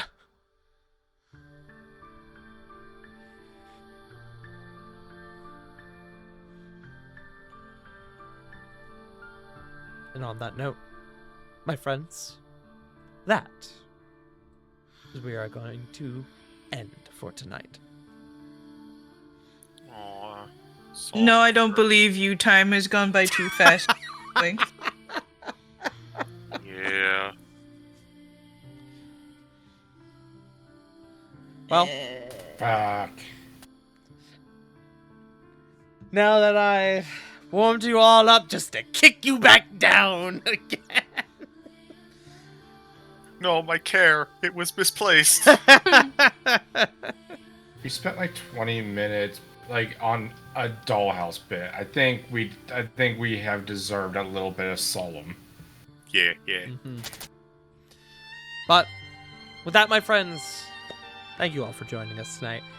Next week, we will cover what follows in this eulogy of those lost within the city of Blackwall as a result of the actions of one Rook Ashford. But until that day, until that time, we must bid you all adieu. Let us go ahead and send it on around the table. Let us start with, we're gonna go backwards. Who remembers the order? J Frost, go first. What? The order We're of gonna what? go a specific way. The order of how... Wait. Don't worry about it. Just J Frost, go first. Okay. Hi, Twitch, Twitter, JFrost747. I love you all. You find me here on this lovely channel. Find me here for other things. Yay! That's me. I love you. I have a baby. I am a dad. Boogie woogie woogie woogie. He is adorable. But that's all from me. Punk. Pass it to Punk next, yeah. Punk's gotta go to bed. Yo, Sleepy played baby. the big silly baby. We love Riley. I am the punkier dog. I play the buck. Big man with bigger muscles. I was gonna say big brain. No, he's not. No. No. Sweet boy. Angie boy. But I hopefully have good news about jobs soon. So once I get my schedule figured out, I can come back to streaming. We'll be starting with Date Everything. I'm most active on Instagram and Blue Sky, all at Punkyard Dog. Who next? No, you pick. River! That's me. You can find me over at twitch.tv/WickedRiver97. I'm not streaming this week because I'm going to see Infant No Currency tomorrow. Baby with no coin. I'm going to go see Baby No Money. Baby, no Oh, dollars. I was I about to had be to think very about it, and while I concerned. was thinking about it, I heard Bun laughing. Or Leon No Kennedy as of today. Leon, yeah, you no. did do that. Yo! Yeah, he did a did do Leon that Kennedy cosplay cosplay today. today.